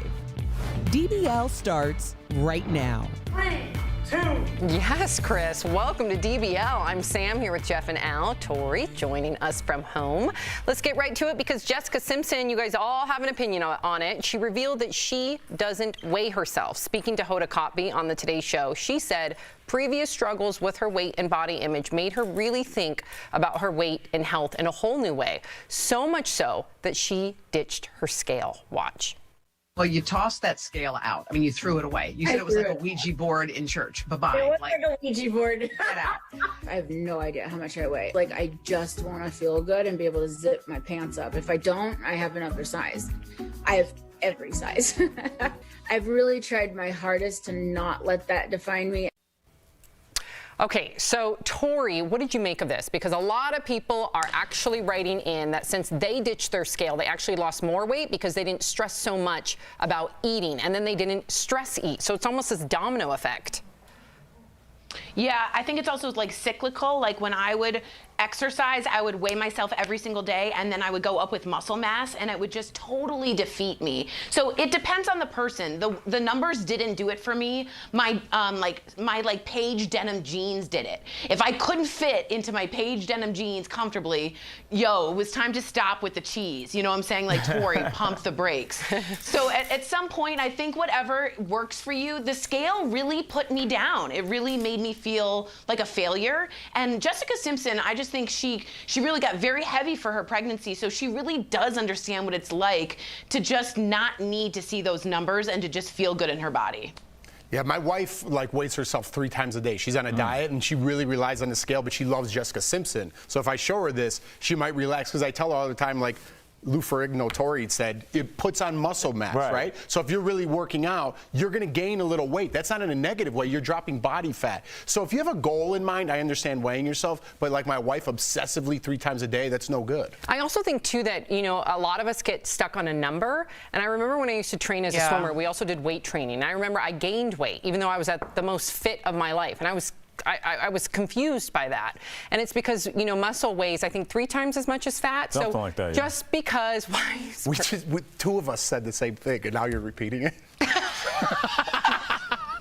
I was just going to break it down in my own personal experience. I like it, Sam. Keep going. I just remember when a nutritionist told me that, I went home and I threw out my scale. That's what I was going to say. Al, do you think, what weighs more, fat or muscle? I'm going to go with muscle, Jeff. I'm letting you know that conversation influenced me to throw out my scale, and I haven't had a scale since. Do you think the scale, I mean, if you think about it, we're all kind of saying the same thing. I think a lot of the viewers feel the same way, and I feel like if you look back at just this show, from season 1 to season 4, we kind of go in and out of sizes. Are you saying I got fat? I'm saying we've all been, like, it looked like they were stretching the screen for me a couple times. They should have DBL couch up here.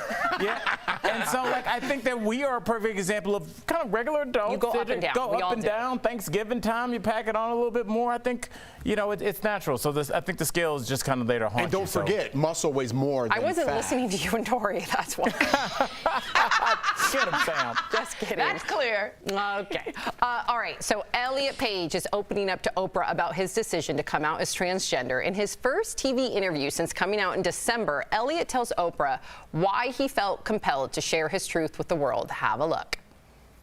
For me, I think it is in this time we're in right now, and especially with this, horrible backlash we're seeing towards trans people, particularly trans youth, it really felt imperative to do so.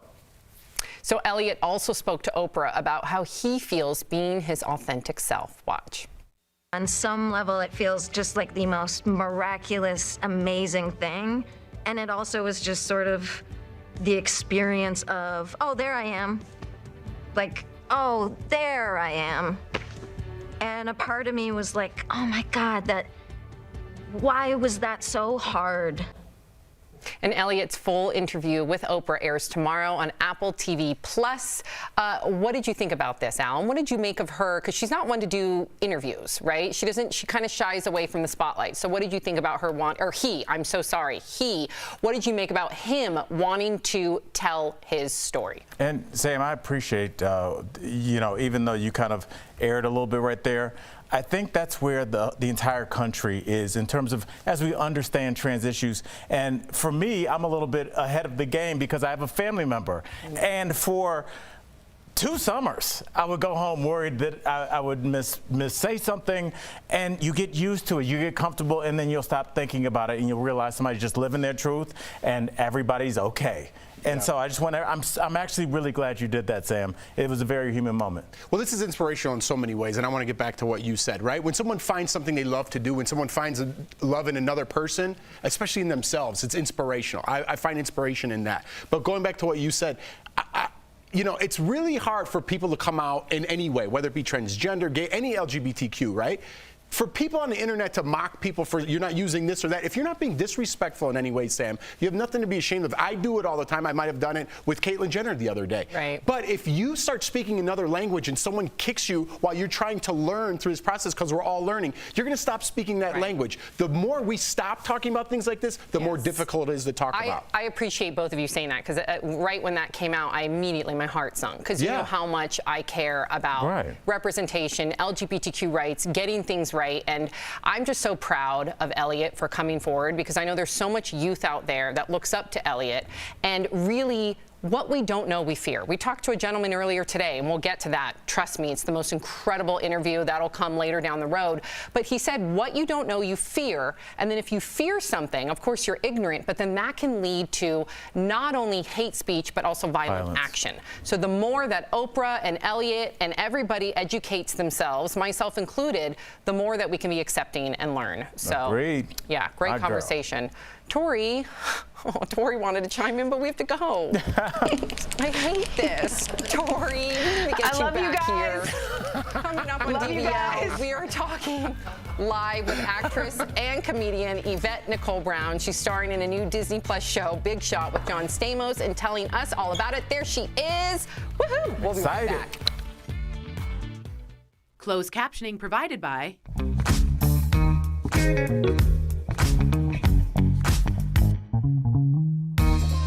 My team is here to cut through some of the misinformation spreading online about the COVID-19 vaccine. So let's verify this question. Will taking drugs like Tylenol or aspirin to suppress a fever affect your immune response to the COVID-19 vaccine? In other words, is taking a pill for pain going to make you less protected? Here are our sources: the CDC and two infectious disease experts, Dr. Linda Nabha and Dr. William Schaffner. Both our experts say that the answer is no. Let's start with Dr. Schaffner, who told us via email, quote, "Dampening side effects will allow you to feel better, but will not diminish your immune response to these strong vaccines." Dr. Nabha agrees. We really don't want people to feel so uncomfortable that they really can't function through the day. We also checked with the CDC. On their website, they recommend talking to a doctor, but write the following: you can take these medications to relieve post-vaccination side effects if you have no other medical reasons that prevent you from taking these medications normally. So we can verify that there's just no evidence out there that taking a pill like Tylenol after your vaccine is going to impact your immune response after getting that shot.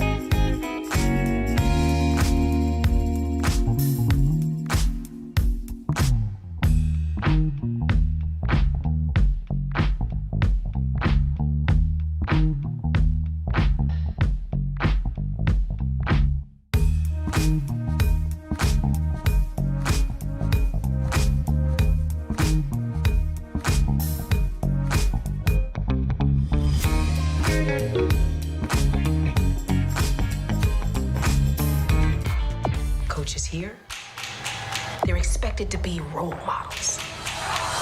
Do not screw this up. Coach Marvin Korn is going from the NCAA to some fancy high school? Personally, I think it's all a big mistake, but I'm prepared to make the best of it. Yes, welcome back to DBL. Yvette Nicole Brown is currently starring in Big Shot on Disney Plus, and she's joining us live. There she is. She is. Hey. Hey, everybody. How y'all doing? We're doing well. I'm obsessed with Big Shot. We had your colleague John Stamos on the show, and it's fantastic. So congratulations to you. You do such a good job. Thank you Thank you so much. It was such a labor of love for us. And you know, you've met John. John is delightful and delicious. So to get to, you know, be in scenes with him and you know, work for like hours looking into that face, it's just amazing. Yeah, you can tell that the chemistry is definitely there between all of you. So I have to ask you, we're in real time. Our DBL viewers are writing in as we speak in regard to Republican Senator Tim Scott. So the hashtag Uncle Tim is trending after Republican Senator Tim Scott criticized President Biden last night. Girl, here we go. We're going to ask you. You tweeted something a little controversial regarding Senator Scott. Was it? So we have to address it here live. What did you disagree with most? The fact that he said it wasn't a racist nation. The fact that he said that Joe Biden was divisive. The fact that he said that you can vote easier in Georgia than in New York. You want a list? I mean, it was ridiculous. Everything he said was dumb and wrong. And you know what? The idea that everybody's so upset about the Uncle Tim hashtag, but they had no problem with everything Donald Trump did for 4 years. Just please stop. Just stop. It was dumb. Thank you. Right to the point. I'm not going to say another. That was a nice little bow on that. We appreciate you. You know, when I tell people how old my kids are, I feel like I'm lying, and I feel like I'm lying when I'm about to say what I'm about to say. It's the 35th anniversary of Control. You know, and I know it's one of your favorite divas, Janet Jackson. She's about to turn 55. I feel like I'm lying. Now the producers of an eye-opening Britney Spears doc are producing a doc about Janet's controversial Super Bowl performance. How might this change that narrative? Because we've never gotten a story like we need to about that. Well, you know, I don't think we needed the story. I knew what happened. I knew that Janet and Justin were both on that stage, and when it was over, Justin skated away, and Janet was the one that was left holding the bag, and it was never right.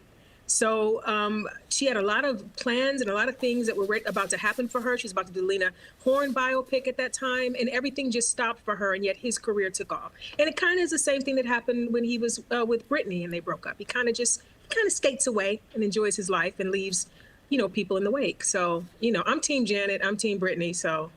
Listen, I've tweeted about it. Everybody knows how I feel.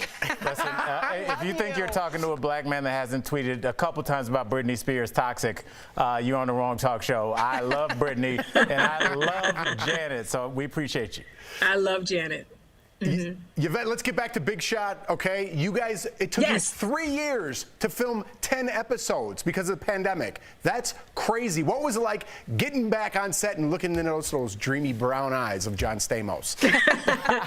You know, it was wonderful. Like, I would only go through a pandemic and risk my life for those dreamy eyes of John Stamos. You know, Disney and ABC are wonderful. They keep us very safe. You know, we all had, well, I'll speak for myself. I had a bit of fear because I had been cocooning. You tell me to stay home, I'll stay home. I'm an introvert. So coming out and then getting on set that first time and taking your mask off and knowing that you're not protected was scary, but we were all tested, and our show is so needed. It's like a warm hug. It's about forgiveness and second chances and finding your voice, and you know, it's just a love letter. And so if I'm going to risk it all, I'm going to risk it all for Big Shot, and I'm so happy I did. We really worked hard, and we're so happy that everybody's loving the show. Yeah, Yvette, I think you describing it as a warm hug is the best description, and it's something that we all need right now, hopefully at the end of this pandemic. Now, speaking of those glorious eyes of John Stamos, in Big Shot, you play the headmistress who doesn't see eye to eye with the new coach played by John. Explain the beef between the two characters for some of our viewers right now who have yet to see your show. Well, you know what's funny? I don't know that Sherilyn would say that there's a beef. You know, she cares about the girls at her school, and this guy is not her choice to be the coach. But she's going to make the best of it, as she says in the first episode. And then he comes in and just starts acting up. So then she has to get to him face to face and go, "Listen now, I'm gonna let you come here and go and do right." So it's just, you know, it's a little bit of tough love, but he's so charming, and that's Yvette speaking, and I think that's what Sherilyn would say about Marvin Korn. So, you know, we work through some things as the season goes on, but yeah, she's just trying to protect her girls, and it's what she's supposed to do. She's the principal. Yeah, we all need some Sherilyn in our lives, that's for sure. Yvette Nicole Brown, thank you so much for joining us. DBL Nation, make sure to check out Yvette in Big Shot on Disney+. Trust me, it is the warm hug that we all need. Thank you, Yvette. We appreciate you. Thanks. Bye-bye. We'll Nearly one.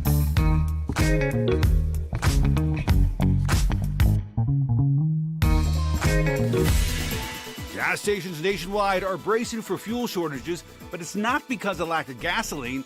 Let's connect the dots. The problem? There aren't enough truck drivers to get that gasoline to gas stations. New data shows a quarter of all tank trucks are not in use right now because there simply aren't enough qualified drivers. The pandemic pushed many drivers into early retirement. Plus, not just anybody can be a tank truck driver. It requires special certification and weeks of training even after being hired. Many driving schools shut down during the pandemic, cutting down the pool of new drivers. Experts say vacation hotspots like Florida are most likely to see the shortages. And that is connecting the dots.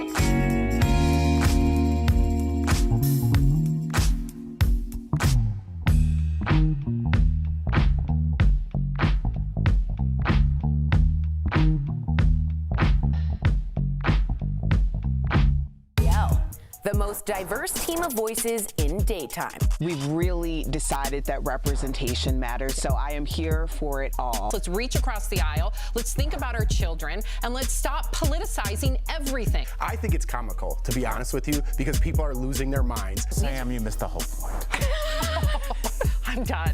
I think I can sing a great country song. When I'm hosting, I feel the most in. Oh, is it not supposed to be now? I knew. DBL is all new every day. Oh my goodness, it's too good. Okay, so welcome back to DBL. It is time for some sweet, sweet deals. Earlier, Stephanie showed Tori some amazing products at even better prices. Here's this week's DBL Deal Blast presented by MorningSave.com.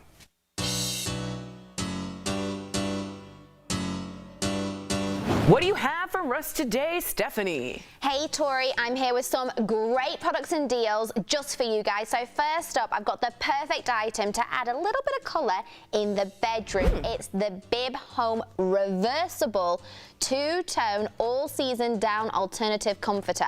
So this comforter's soft microfiber and down alternative fill will keep you feeling comfortable and cozy without triggering allergies. Smart.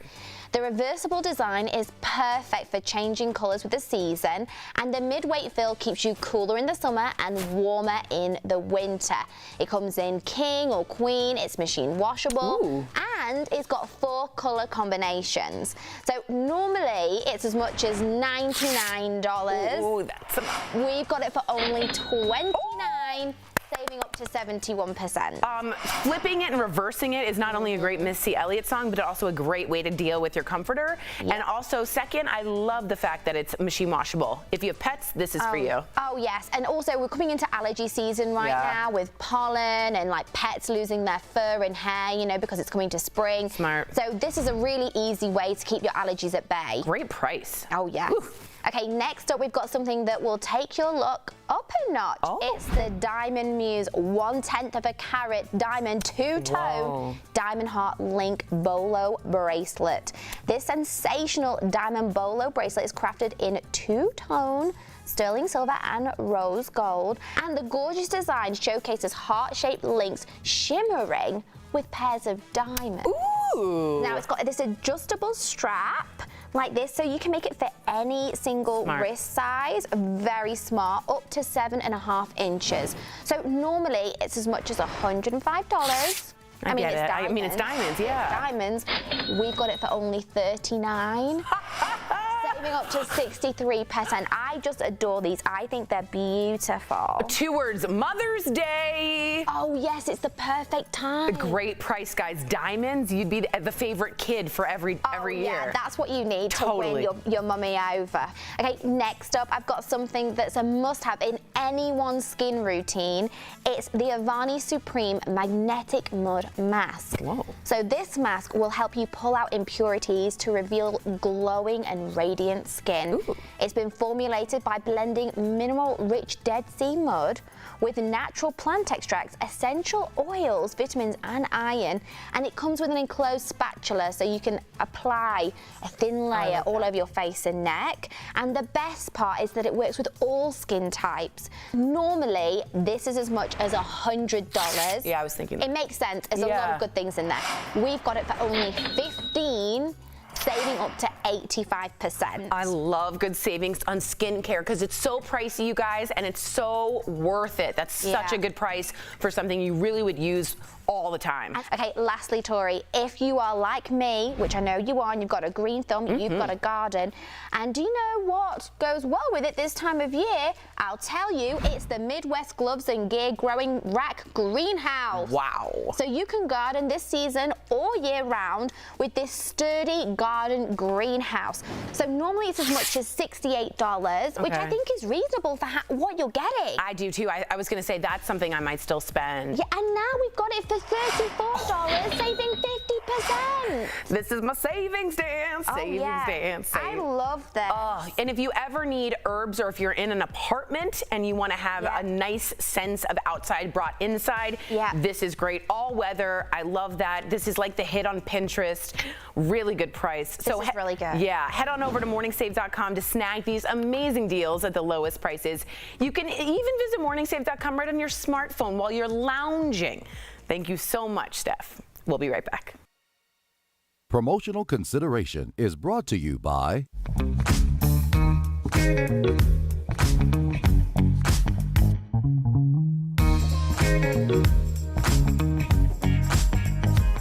fact-checking President Joe Biden's address and Senator Tim Scott's response. Our fact-checkers combed through the president's address and used vetted sources to check out some of those claims, like this one. Senior deaths from COVID-19 are down 80% since January. This claim is true. We analyzed CDC data of weekly COVID deaths, comparing the numbers from Biden's first full week in office with the most recent complete data sample on April 3rd. We found the death toll for people 65 and older is down almost 87%. While this was all going on, the economy created more than 1,300,000 new jobs in 100 days. More jobs in the first... More jobs in the first 100 days than any president on record. This claim is true. We dug through monthly employment reports from the Bureau of Labor Statistics and found that in Biden's first 100 days, the economy created nearly 1.3 million jobs, just as he claimed. As for how it compares to other presidents, well, the data only dates back to 1994, but it shows that far more jobs were created under Biden than the first 100 days of Presidents Trump, Obama, and George W. Bush. It's important to note that the U.S. lost more than 9 million jobs in 2020 after COVID hit. We also dug through Senator Tim Scott's rebuttal. Just before COVID, we had the most inclusive economy in my lifetime, the lowest unemployment rates ever recorded for African Americans, Hispanics, and Asians, and a 70-year low nearly for women. This claim is true. Data from the Bureau of Labor Statistics shows for African Americans, the 24 months of lowest unemployment were between 2018 and 2020, right before COVID. For Hispanic Americans, the 10 lowest were in that same time frame, as were 4 of the 5 lowest for Asian Americans. And women saw 2 of their lowest unemployment months, topped only by months in 1952 and 1953. So that lines up with Senator Scott's claim. With your Verify, I'm Gabe Cohen.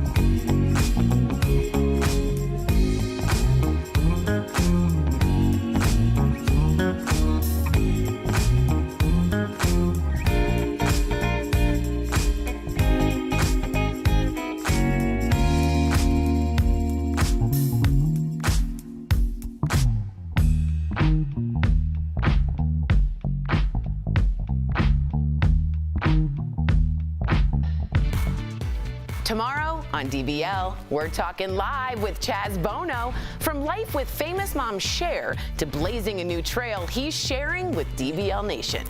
And from a promising career in pro baseball to prison, one man's journey to freedom with a little help from Stacey Abrams. I have so much success and happiness and intelligence around me. It just oozes off on me. His message in Freedom Files, Wrongfully Convicted, tomorrow only on DBL. You cannot miss it. That was the best interview. I know. What guests we've had lately. Fantastic guests. Don't miss tomorrow. We have some comments about you, Al. Okay. Kiki says, Al, whatever you're doing, keep it up. Veronica. You have to say it in that voice? What do you mean? That was a little, I don't know. What? Made me feel uncomfy. Oh my goodness. Veronica says, Al, you're the whole darn meal, not just a snack.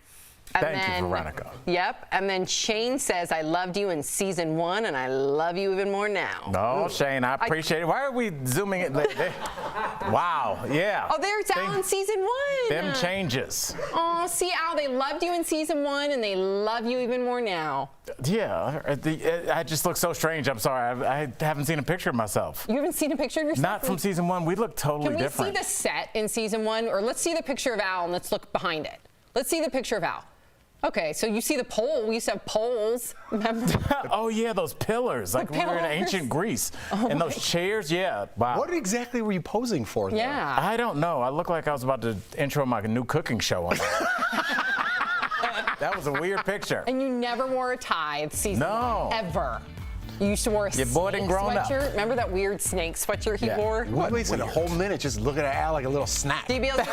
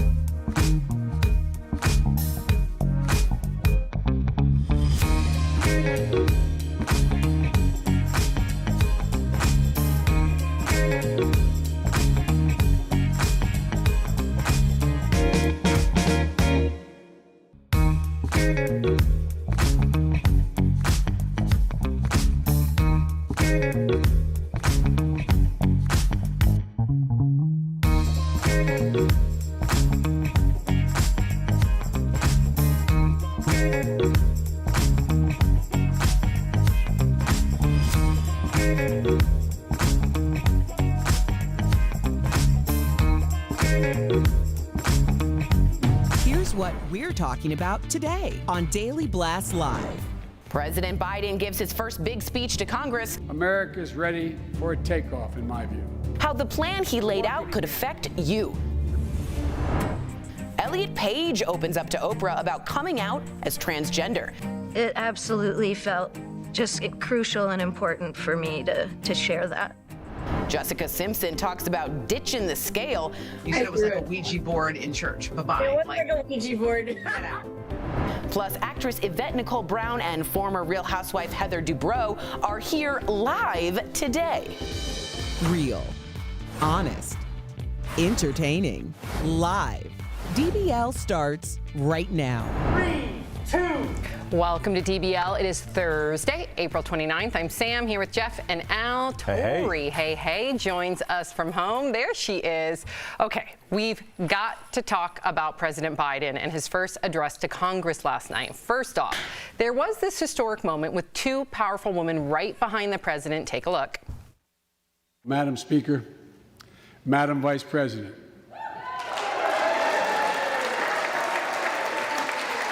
No president has ever said those words from this podium. No president has ever said those words. And it's about time.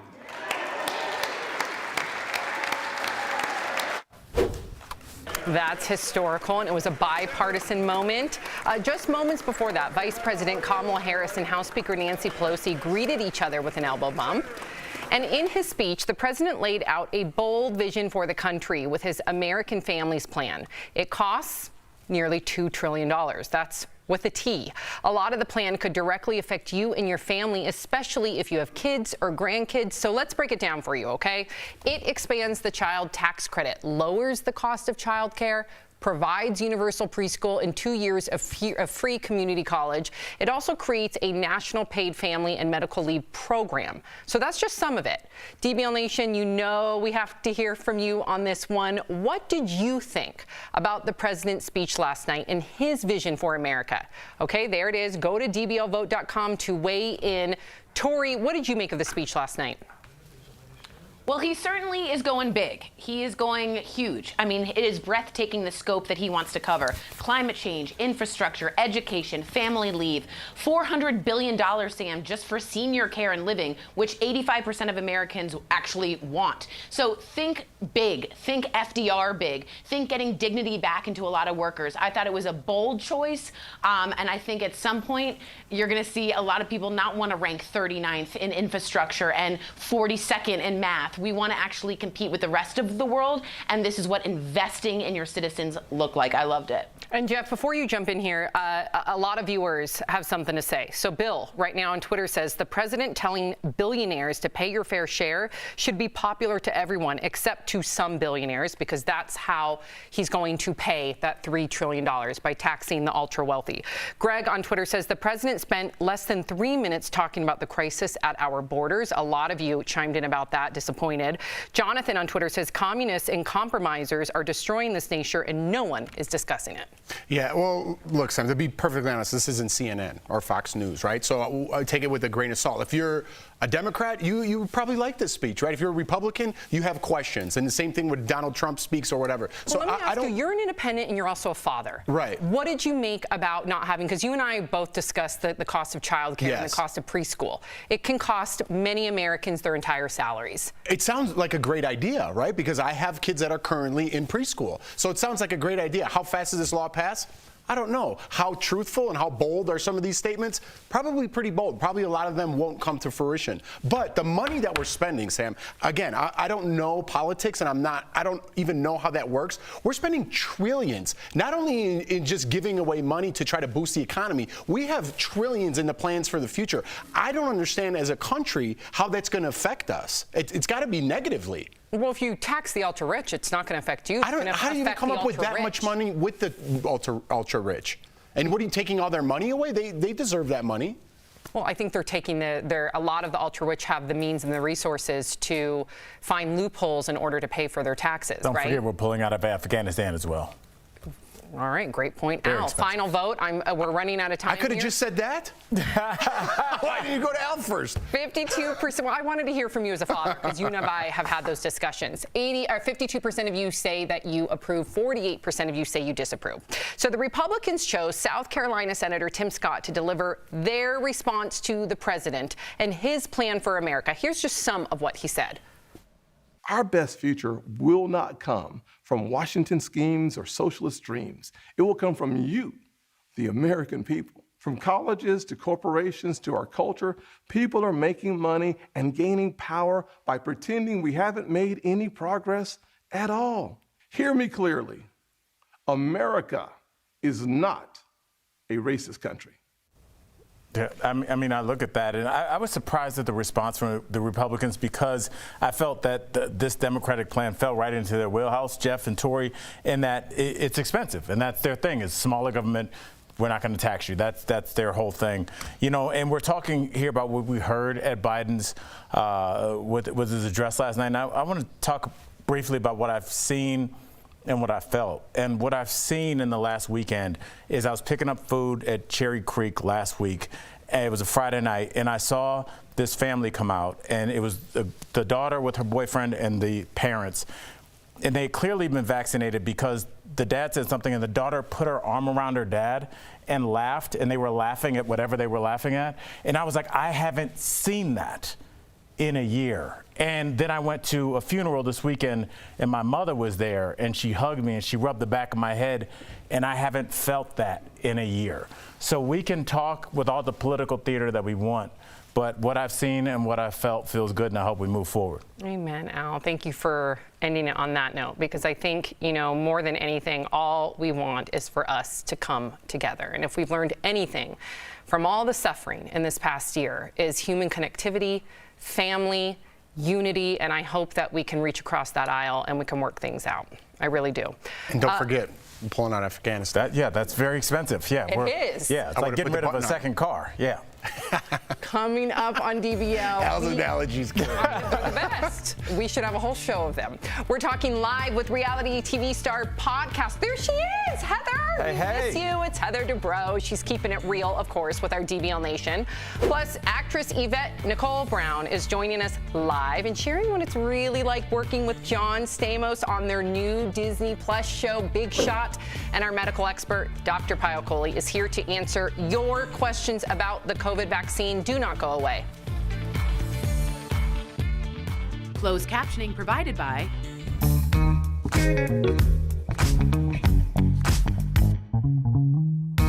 The Verified team is here to cut through some of the misinformation spreading online about the COVID-19 vaccine. So let's verify this question. Will taking drugs like Tylenol or aspirin to suppress a fever affect your immune response to the COVID-19 vaccine? In other words, is taking a pill for pain going to make you less protected? Here are our sources, the CDC and two infectious disease experts, Dr. Linda Nabha and Dr. William Schaffner. Both our experts say that the answer is no. Let's start with Dr. Schaffner, who told us via email, quote, dampening side effects will allow you to feel better, but will not diminish your immune response to these strong vaccines. Dr. Nabha agrees. We really don't want people to feel so uncomfortable that they really can't function through the day. We also checked with the CDC. On their website, they recommend talking to a doctor, but write the following. You can take these medications to relieve post-vaccination side effects if you have no other medical reasons that prevent you from taking these medications normally. So we can verify that there's just no evidence out there that taking a pill like Tylenol after your vaccine is going to impact your immune response after getting that shot.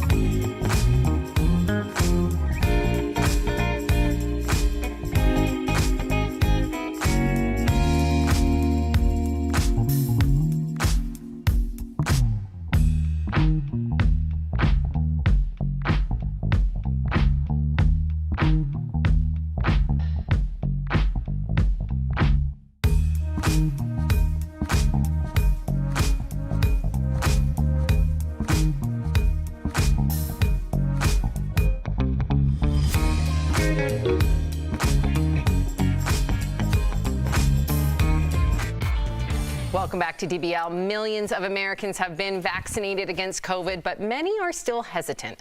Dr. Payal Kohli joins us live. Hey, Doc. So we want to speak to you directly, and we want you actually to speak. So I got that wrong, of course. We want you to speak directly to the viewers who are having second thoughts about the vaccine. So let me give you an example. Colin says, I'm concerned about long-term side effects. We do not know enough about them. Dr. Kohli, what would you say to Colin? So, Colin, I would say that your concern is echoed by hundreds of Americans, and I'm so glad you asked this question. But let's look at history to tell us what we can learn about this vaccine. So we know that history tells us that in the history of vaccinations, when you give somebody a vaccination, you usually see adverse effects within a few months of the vaccination. It is highly unlikely for you to see something many, many years later. And that's why, even though we don't have long-term data on this, we can feel rest assured about this vaccine. And then the second thing I would say is that think about it. This is faulty reasoning. If we use this for everything in our lives, we would never have a new technology. We would never have AirPods. We would never have iPhones. We would never have any of those things because long-term data on their use in our lives has not been established. So we have to understand that applying scientific principles makes us comfortable using new technologies, even though we don't have long-term data. Makes sense. Amelia writes, I'm trying to have a baby and heard the vaccine could harm my fertility. Well, I would say, Amelia, first of all, I'm at the age where almost every single one of my friends is trying to get pregnant. So I've had this conversation a lot with my friends. But I want to reassure you that this is a myth on the internet. The vaccine does not hurt your fertility. There is no evidence to show that it does. In fact, the opposite. We just got evidence this week from the New England Journal of Medicine that the vaccine given to pregnant women protected them and had no obvious harm to their baby. So I would say if you're trying to get pregnant, one of the best things you can do for your baby is to get that vaccine. All right, Doc. Doug, and he sounds a little ornery here. He says, I honestly don't think it's anyone's business whether I get vaccinated or not. What would you say to Doug? So I would say, Doug, that for most of our health choices, you're absolutely right. Whether I decide to eat potato chips or not exercise or spend all day sitting on the couch, those are my personal health decisions. But it's very different when it comes to a highly contagious illness that you can spread to others. So, you know, what you decide to do with your life, Doug, affects me, it affects somebody else. And if you decide not to get vaccinated, you may not get that sick, but you may make somebody's grandmother, grandfather, or parent extremely ill and maybe even have them pass away. So keep in mind that for something like this, it really is all of us in it together because this is a contagious illness. Well said, Dr. Kohli. As always, we appreciate you. And coming up on DBL, reality TV star, there she is again. Podcast host, author Heather Dubrow is joining us live, looking good with the little top knot. She's giving DBL Nation a dose of her honesty coming up next. We all know that movement is like medicine.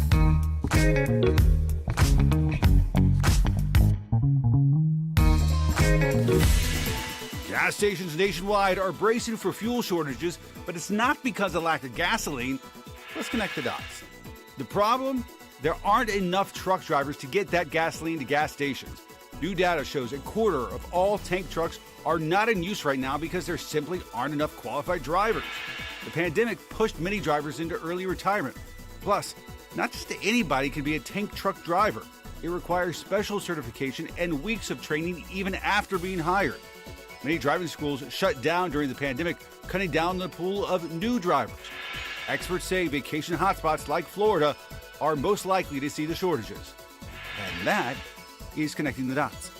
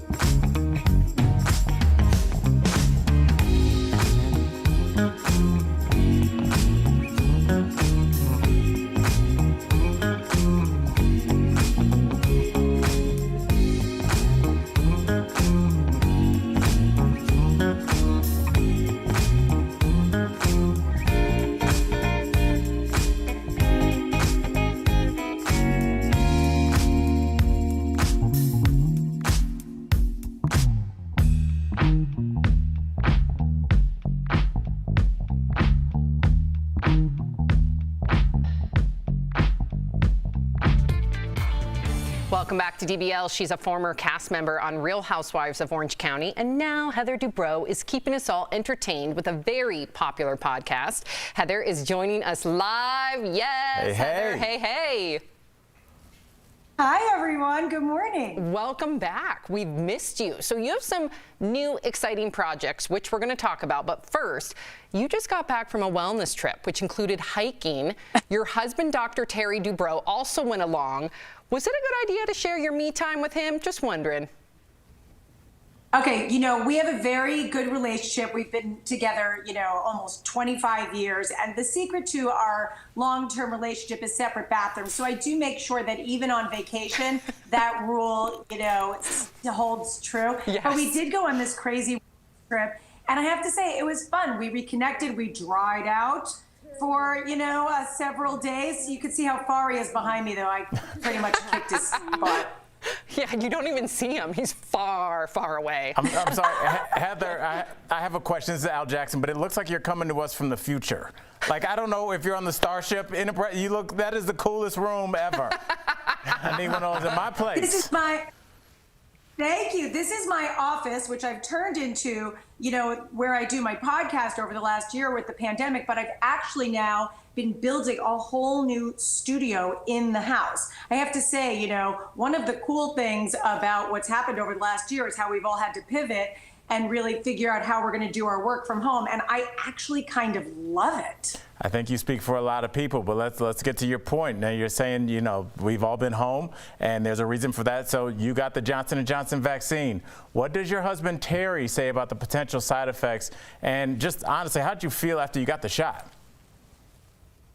So, I was really excited to get it. I actually had COVID in February. I was lucky. I had a very mild case, but I knew I had immunity and I was waiting my turn. Thankfully, I'm very, very young, so I had to wait quite some time. But when I was eligible, I went in and that's what I was given. Of course, I got the vaccine and literally 3 hours later, they paused it. That was, a little upsetting for a moment. But the truth is, Terry said, look, you're talking about 6 cases and almost 8 million people. And I'm very comfortable with it. And that's a very rare side effect. And, I had it 2 weeks ago and I'm really confident with it. And I feel like whatever vaccine you can get it. Good for you. All right, Heather, you have a podcast that you mentioned, Heather Dubrow's World. The downloads are very impressive. But you recently had on one Miss Suzanne Summers, and she talked about her sex life. Now, Heather, I'm just going to shoot you straight here. Did you tell her to get real? What is going on? She does not have that much sex, does she? No one has that much sex. Come on. Yeah, how do you compete with that? Apparently she does. Now, look, I'm no prude. We have a very nice sex life. But, Suzanne was telling me she had sex 3 times that day already, and it was already noon. It was only noon. I was like, what are you taking? Is there edibles involved? Are there stimulants? Are there toys? What is going on here, people? Were you buying exhausting. That? Like, were you buying that? Yes, I totally bought it. I thought it was crazy. And but I love it, and I love how happy they are, and it gives me so much faith in our marriage and how well we're going to be doing years from now. I was just really excited about it. And that's the kind of crazy stuff that people will tell you on a podcast. So I love doing my show. We're over 115 million downloads at this point, about 6 years in, and it's been an amazing ride. You really do get the tea from everybody. It's quite interesting to listen to. I love it. Now, you've been teasing a new show that you're developing with Terry called The 7-Year Stitch, and are currently seeking couples that need a relationship makeover. So what is a relationship makeover, and what more can you tell us? So this is so exciting. People call Terry and I couple goals, relationship goals. And so what we realized was, you know what? We're going to open up our Rolodex and we're going to help people. We're going to take couples that are in that 7-year-ish period of time where they're, getting that itch. Is this the right thing? Is this the wrong thing? Are we growing together, apart? And really give them an internal, external makeover. And there's a very cool twist at the end. We are looking for couples right now. We are casting. We're going to be shooting this summer. Go to Trooper casting@gmail.com if you want to be a part of this. It's going to be amazing. It's for a big network, and we're very excited. Ooh, DBL Nation, you better email her right away. Do you email? Is that what she said? Or Yes, as opposed to snail mail? Yeah. as opposed to snail mail. Okay. Where should we send the stamp and letter? Write me a note. Write me a note, wax seal. Yes, I know. Al makes fun of me all the time. It's my job. For being old. Okay, so one of your many new projects includes flipping houses with your son Nicholas. When do you have the time? That was my first thought, and Sam. what is it like working with him? And can we expect a new show featuring the two of you? Isn't he the cutest? He is. Nicky, he's my firstborn. And he is the greatest guy, and he's really into real estate. And I love home design. You could see from my YouTube channel, my house tours and all of that. And I was kind of itching to do a new project, and he wanted to get into real estate. And I go, this would be a fun project to do together. So right now we are rehabbing a project, and hopefully you may be seeing that very, very soon. Wait, what? How do you get your energy, Heather? Tell me what you're doing. She's not doing that Suzanne Summers. Yeah. She's saving that energy. Well, look, no 3 times a day. Let's not get carried away. But I have to say, the truth is that I eat well, I exercise, I try to sleep, and I try to make the most of every minute of my day, which is why I don't have a ton of makeup on right now, because honestly, I was so excited to talk to you guys. I ran in from what I was doing, and I'm going to go run to the next thing. And you know what? We'll sleep when we're dead. Good for you. Appreciate you. And you don't need a stitch of makeup, let me tell you. Thank you, Heather. We appreciate you. DBL Nation, be sure to check out new episodes of Heather's podcast, Heather Dubrow's World. We'll be right back. Bye, Heather. Thank you, guys. Promotional consideration is brought to you by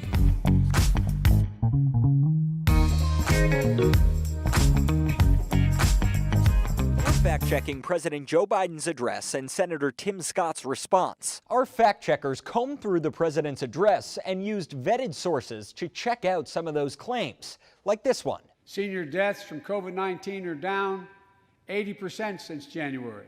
This claim is true.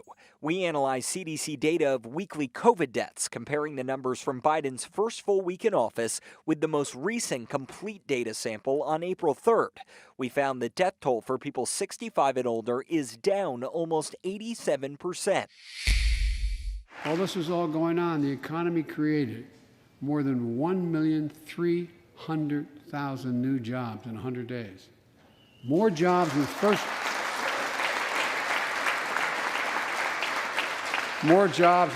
100 days than any president on record. This claim is true. We dug through monthly employment reports from the Bureau of Labor Statistics and found that in Biden's first 100 days, the economy created nearly 1.3 million jobs, just as he claimed. As for how it compares to other presidents, well, the data only dates back to 1994, but it shows that far more jobs were created under Biden than the first 100 days of Presidents Trump, Obama, and George W. Bush. It's important to note that the U.S. lost more than 9 million jobs in 2020 after COVID hit. We also dug through Senator Tim Scott's rebuttal. Just before COVID, we had the most inclusive economy in my lifetime, the lowest unemployment rates ever recorded for African Americans, Hispanics, and Asians, and a 70-year low nearly for women. This claim is true. Data from the Bureau of Labor Statistics shows for African Americans, the 24 months of lowest unemployment were between 2018 and 2020, right before COVID. For Hispanic Americans, the 10 lowest were in that same time frame, as were 4 of the 5 lowest for Asian Americans. And women saw 2 of their lowest unemployment months, topped only by months in 1952 and 1953. So that lines up with Senator Scott's claim. With your Verify, I'm Gabe Cohen.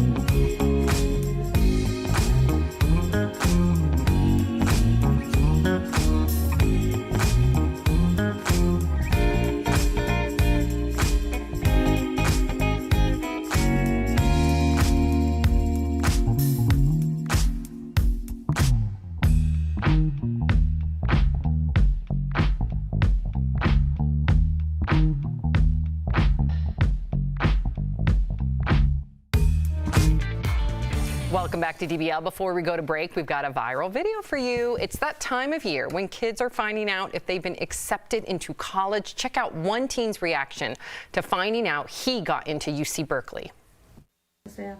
Bendición para toda la familia. Dude, log in. What? No way!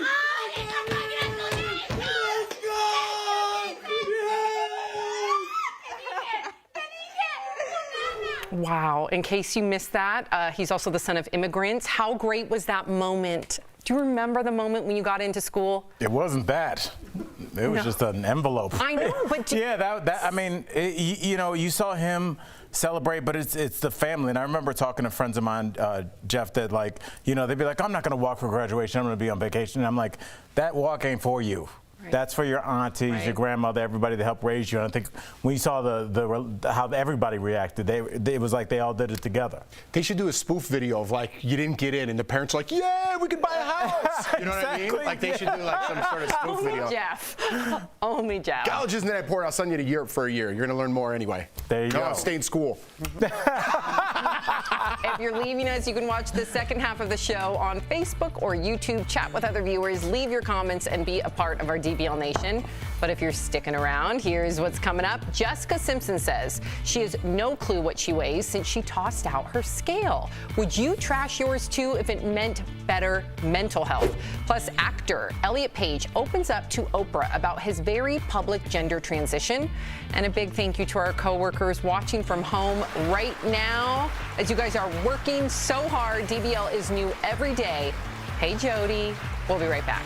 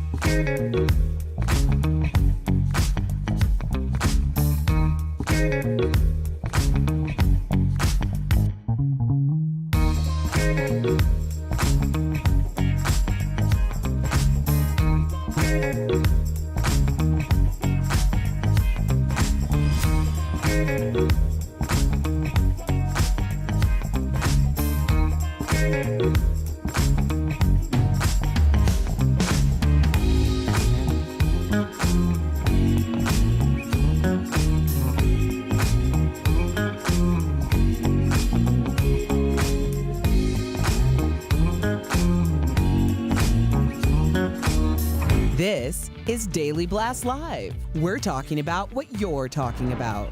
Real, honest, entertaining, live. DBL starts right now. 3, 2. Yes, Chris. Welcome to DBL. I'm Sam here with Jeff and Al. Tori joining us from home. Let's get right to it because Jessica Simpson, you guys all have an opinion on it. She revealed that she doesn't weigh herself. Speaking to Hoda Kotb on the Today Show, she said previous struggles with her weight and body image made her really think about her weight and health in a whole new way. So much so that she ditched her scale. Watch. Well, you tossed that scale out. I mean, you threw it away. You said it was like a Ouija board in church. Bye-bye. It was like a Ouija board. Get out. I have no idea how much I weigh. Like, I just want to feel good and be able to zip my pants up. If I don't, I have another size. I have every size. I've really tried my hardest to not let that define me.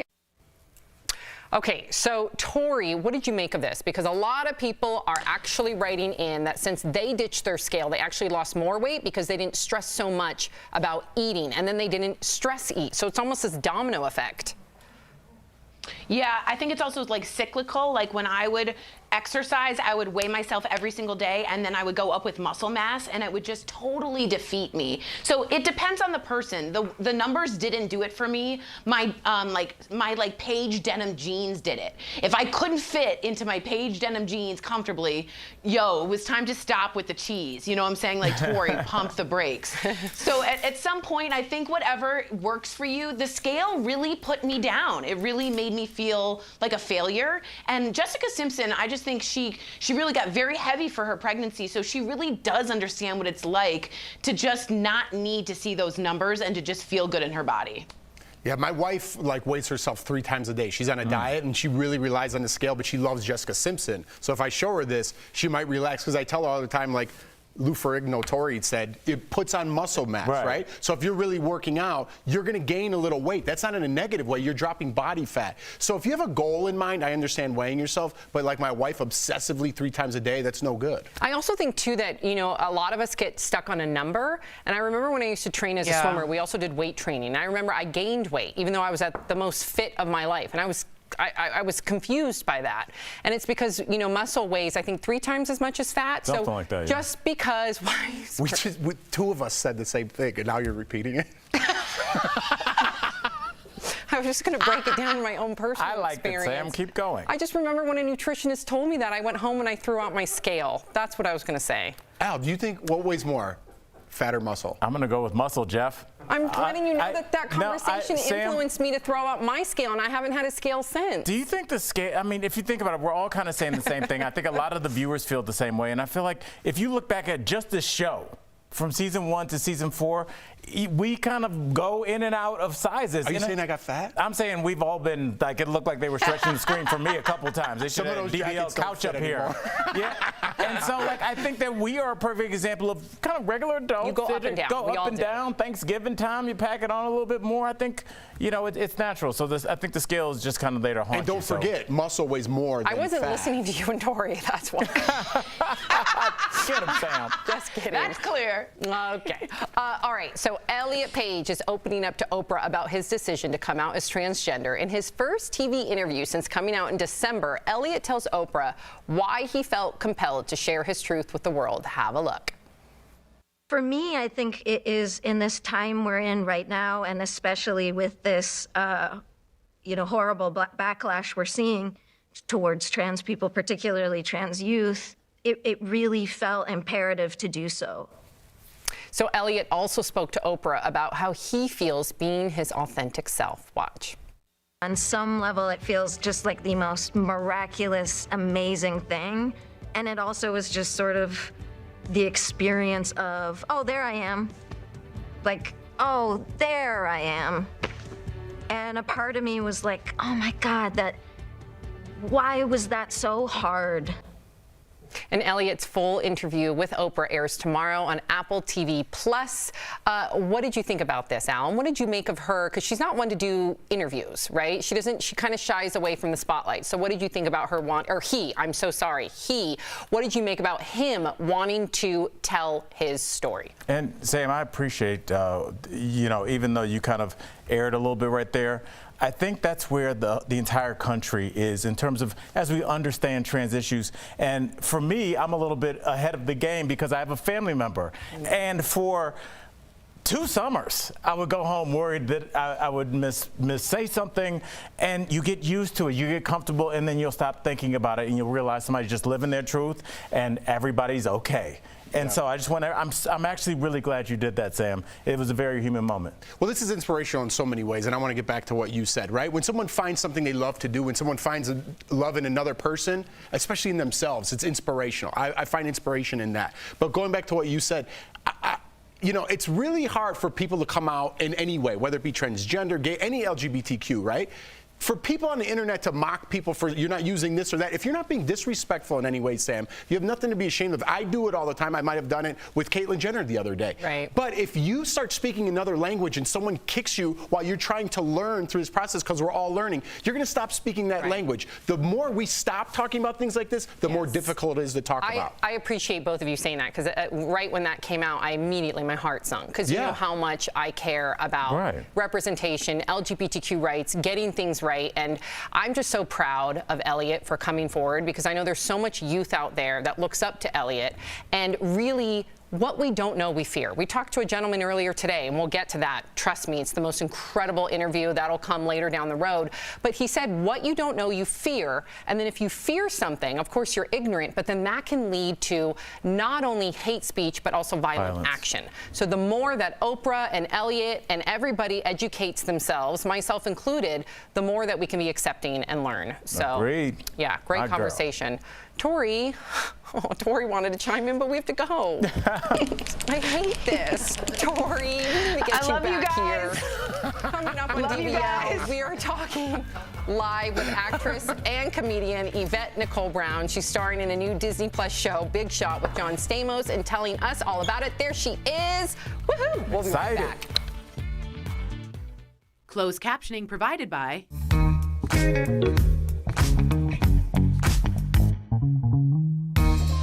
My team is here to cut through some of the misinformation spreading online about the COVID-19 vaccine. So let's verify this question. Will taking drugs like Tylenol or aspirin to suppress a fever affect your immune response to the COVID-19 vaccine? In other words, is taking a pill for pain going to make you less protected? Here are sources: the CDC and two infectious disease experts, Dr. Linda Nabha and Dr. William Schaffner. Both our experts say that the answer is no. Let's start with Dr. Schaffner, who told us via email, quote, dampening side effects will allow you to feel better, but will not diminish your immune response to these strong vaccines. Dr. Nabha agrees. We really don't want people to feel so uncomfortable that they really can't function through the day. We also checked with the CDC. On their website, they recommend talking to a doctor, but write the following. You can take these medications to relieve post-vaccination side effects if you have no other medical reasons that prevent you from taking these medications normally. So we can verify that there's just no evidence out there that taking a pill like Tylenol after your vaccine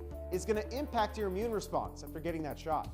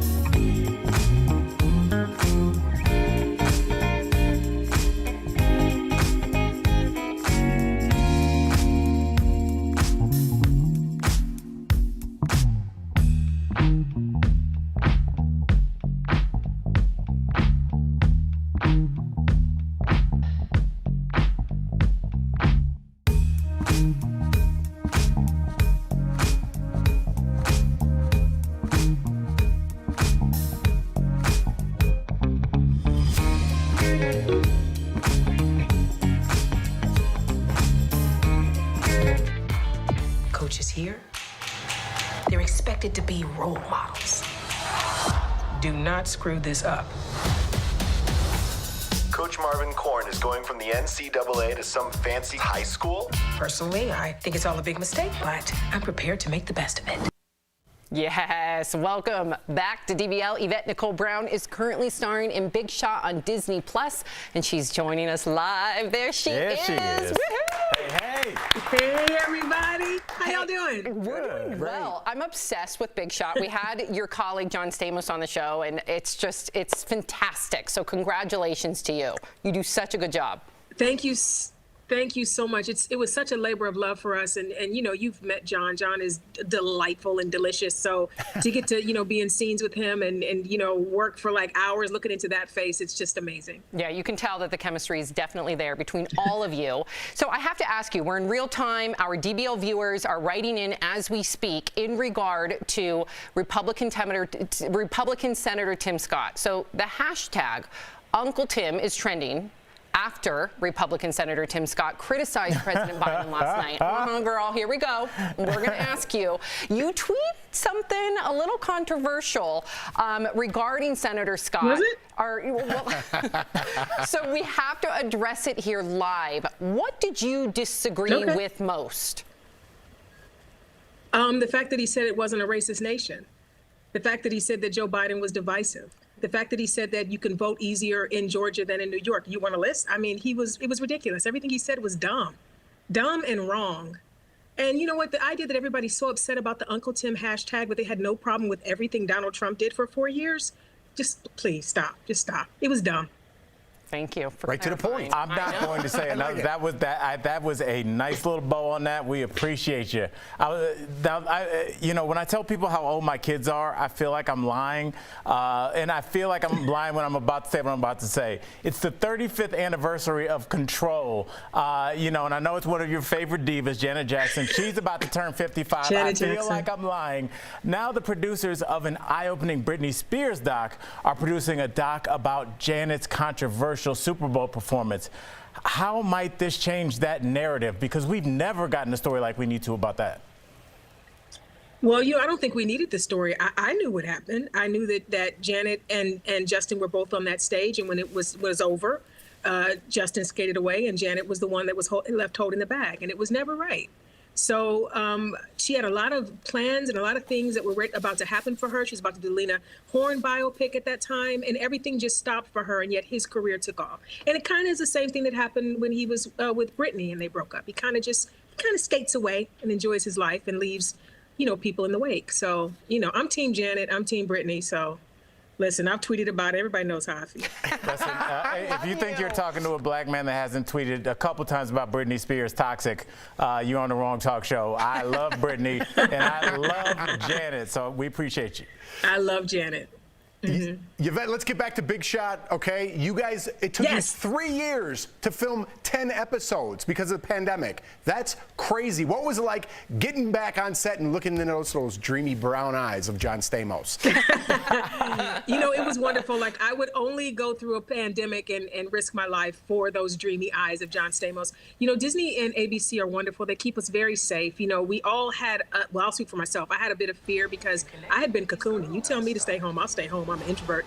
So coming out and then getting on set that first time and taking your mask off and knowing that you're not protected was scary, but we were all tested and our show is so needed. It's like a warm hug. It's about forgiveness and second chances and finding your voice, and you know, it's just a love letter. And so if I'm going to risk it all, I'm going to risk it all for Big Shot, and I'm so happy I did. We really worked hard, and we're so happy that everybody's loving the show. Yeah, Yvette, I think you describing it as a warm hug is the best description, and it's something that we all need right now, hopefully at the end of this pandemic. Now, speaking of those glorious eyes of John Stamos, in Big Shot, you play the headmistress who doesn't see eye to eye with the new coach played by John. Explain the beef between the two characters for some of our viewers right now who have yet to see your show. Well, you know what's funny? I don't know that Sherilyn would say that there's a beef. You know, she cares about the girls at her school, and this guy is not her choice to be the coach. But she's going to make the best of it, as she says in the first episode. And then he comes in and just starts acting up. So then she has to get to him face to face and go, "Listen now, I didn't let you come here to go and do right." So it's just, you know, it's a little bit of tough love, but he's so charming, and that's Yvette speaking, and I think that's what Sherilyn would say about Marvin Korn. So, you know, we work through some things as the season goes on, but yeah, she's just trying to protect her girls, and it's what she's supposed to do. She's the principal. Yeah, we all need some Sherilyn in our lives, that's for sure. Yvette Nicole Brown, thank you so much for joining us. DBL Nation, make sure to check out Yvette in Big Shot on Disney+. Trust me, it is the warm hug that we all need. Thank you, Yvette. We appreciate you. Thanks. Bye-bye. We'll be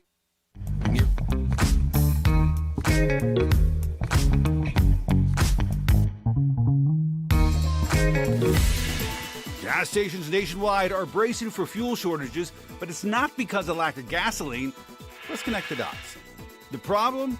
There aren't enough truck drivers to get that gasoline to gas stations. New data shows a quarter of all tank trucks are not in use right now because there simply aren't enough qualified drivers. The pandemic pushed many drivers into early retirement. Plus, not just anybody can be a tank truck driver. It requires special certification and weeks of training even after being hired. Many driving schools shut down during the pandemic, cutting down the pool of new drivers. Experts say vacation hotspots like Florida are most likely to see the shortages. And that is connecting the dots.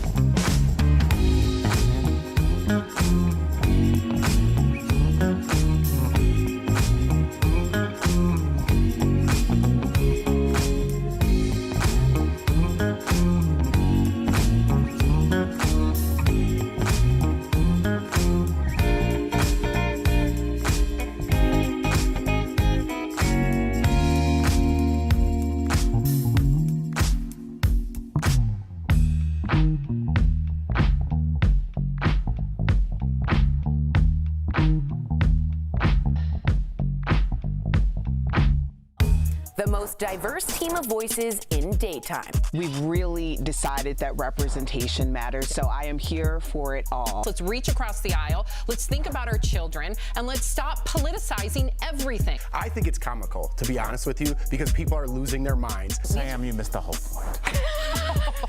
I'm done. I think I can sing a great country song. When I'm hosting, I feel the most in. Oh, is it not supposed to be now? DBL is all new every day. Oh my goodness, it's too good. Okay, so welcome back to DBL. It is time for some sweet, sweet deals. Earlier, Stephanie showed Tori some amazing products at even better prices. Here's this week's DBL Deal Blast presented by MorningSave.com.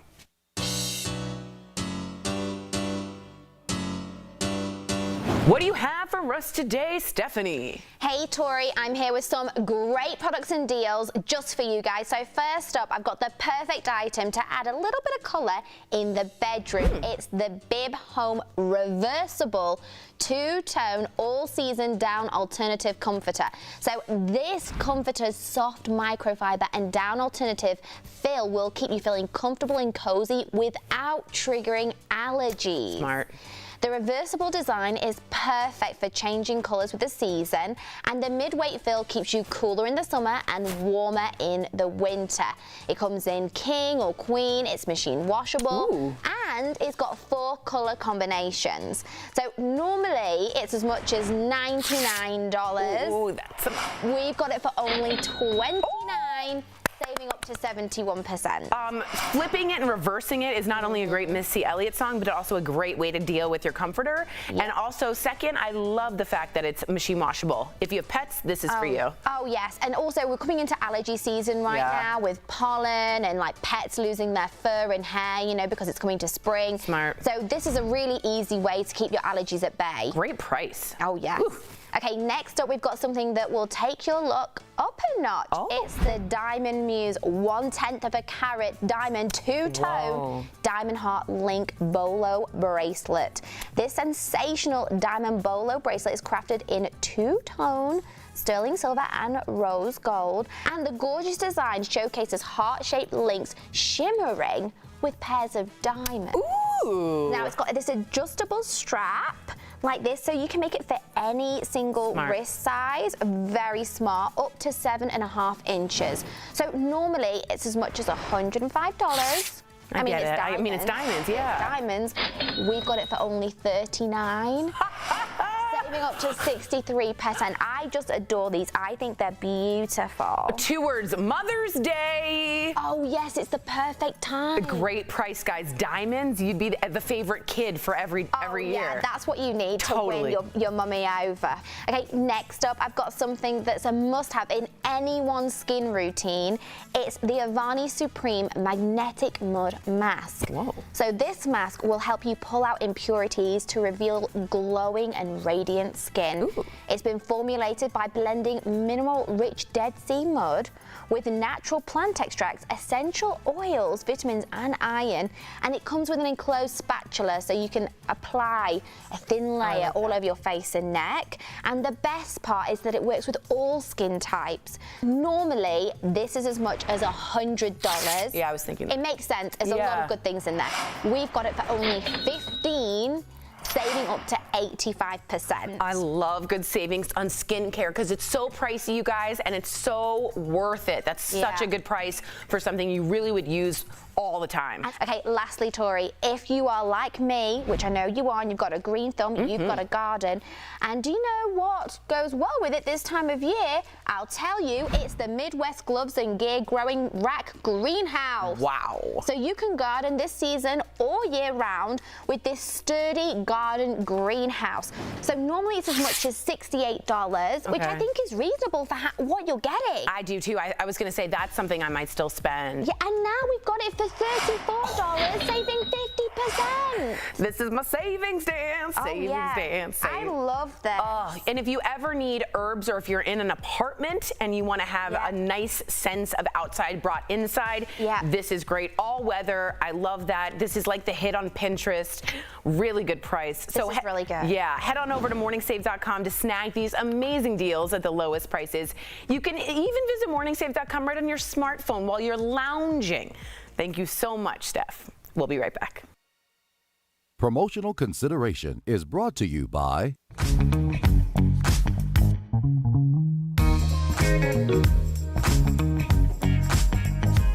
fact-checking President Joe Biden's address and Senator Tim Scott's response. Our fact-checkers combed through the president's address and used vetted sources to check out some of those claims, like this one. Senior deaths from COVID-19 are down 80% since January. This claim is true. We analyzed CDC data of weekly COVID deaths, comparing the numbers from Biden's first full week in office with the most recent complete data sample on April 3rd. We found the death toll for people 65 and older is down almost 87%. While this was all going on, the economy created more than 1,300,000 new jobs in 100 days.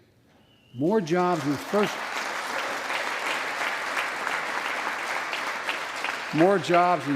100 days than any president on record. This claim is true. We dug through monthly employment reports from the Bureau of Labor Statistics and found that in Biden's first 100 days, the economy created nearly 1.3 million jobs, just as he claimed. As for how it compares to other presidents, well, the data only dates back to 1994, but it shows that far more jobs were created under Biden than the first 100 days of Presidents Trump, Obama, and George W. Bush. It's important to note that the U.S. lost more than 9 million jobs in 2020 after COVID hit. We also dug through Senator Tim Scott's rebuttal. Just before COVID, we had the most inclusive economy in my lifetime, the lowest unemployment rates ever recorded for African Americans, Hispanics, and Asians, and a 70-year low nearly for women. This claim is true. Data from the Bureau of Labor Statistics shows for African Americans, the 24 months of lowest unemployment were between 2018 and 2020, right before COVID. For Hispanic Americans, the 10 lowest were in that same time frame, as were 4 of the 5 lowest for Asian Americans. And women saw 2 of their lowest unemployment months, topped only by months in 1952 and 1953. So that lines up with Senator Scott's claim. With your Verify, I'm Gabe Cohen.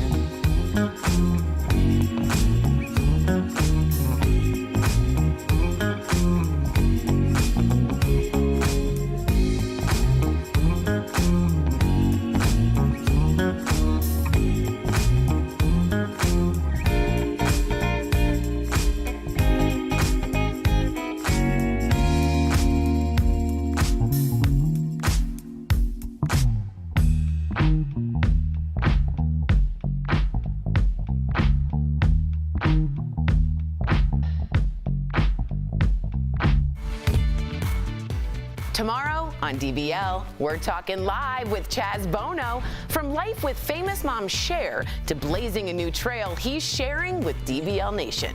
And from a promising career in pro baseball to prison, one man's journey to freedom with a little help from Stacey Abrams. I have so much success and happiness and intelligence around me. It just oozes off on me. His message and Freedom Files wrongfully convicted tomorrow only on DBL. You cannot miss it. That We was have the a best lot. interview. I know. What guests we've had lately. Fantastic guests. Don't miss tomorrow. We have some comments about you, Al. Okay. Kiki says, Al, whatever you're doing, keep it up. Veronica. You have to say it in that voice? What do you mean? That was a little, I don't know. What? Made me feel uncomfy. Oh my goodness. Veronica says, Al, you're the whole darn meal, not just a snack. And Thank you, Veronica. Yep. And then Shane says, I loved you in season 1 and I love you even more now. No, Shane, I appreciate it. Why are we zooming it? Wow, yeah. Oh, there's Al in season 1. Them changes. Oh, see, Al, they loved you in season 1 and they love you even more now. Yeah, I just look so strange. I'm sorry. I haven't seen a picture of myself. You haven't seen a picture of yourself? Not from season 1. We look totally different. Can we see the set in season 1? Or let's see the picture of Al and let's look behind it. Let's see the picture of Al. Okay, so you see the pole. We used to have poles, remember? Oh, yeah, those pillars, like we were in ancient Greece. And those chairs, yeah. Wow. What exactly were you posing for, though? Yeah. I don't know. I look like I was about to intro my new cooking show on that. That was a weird picture. And you never wore a tie in season 1, ever. You used to wear a snake sweatshirt. Remember that weird snake sweatshirt he wore? We wasted a whole minute just looking at Al like a little snack. DBL. Guys.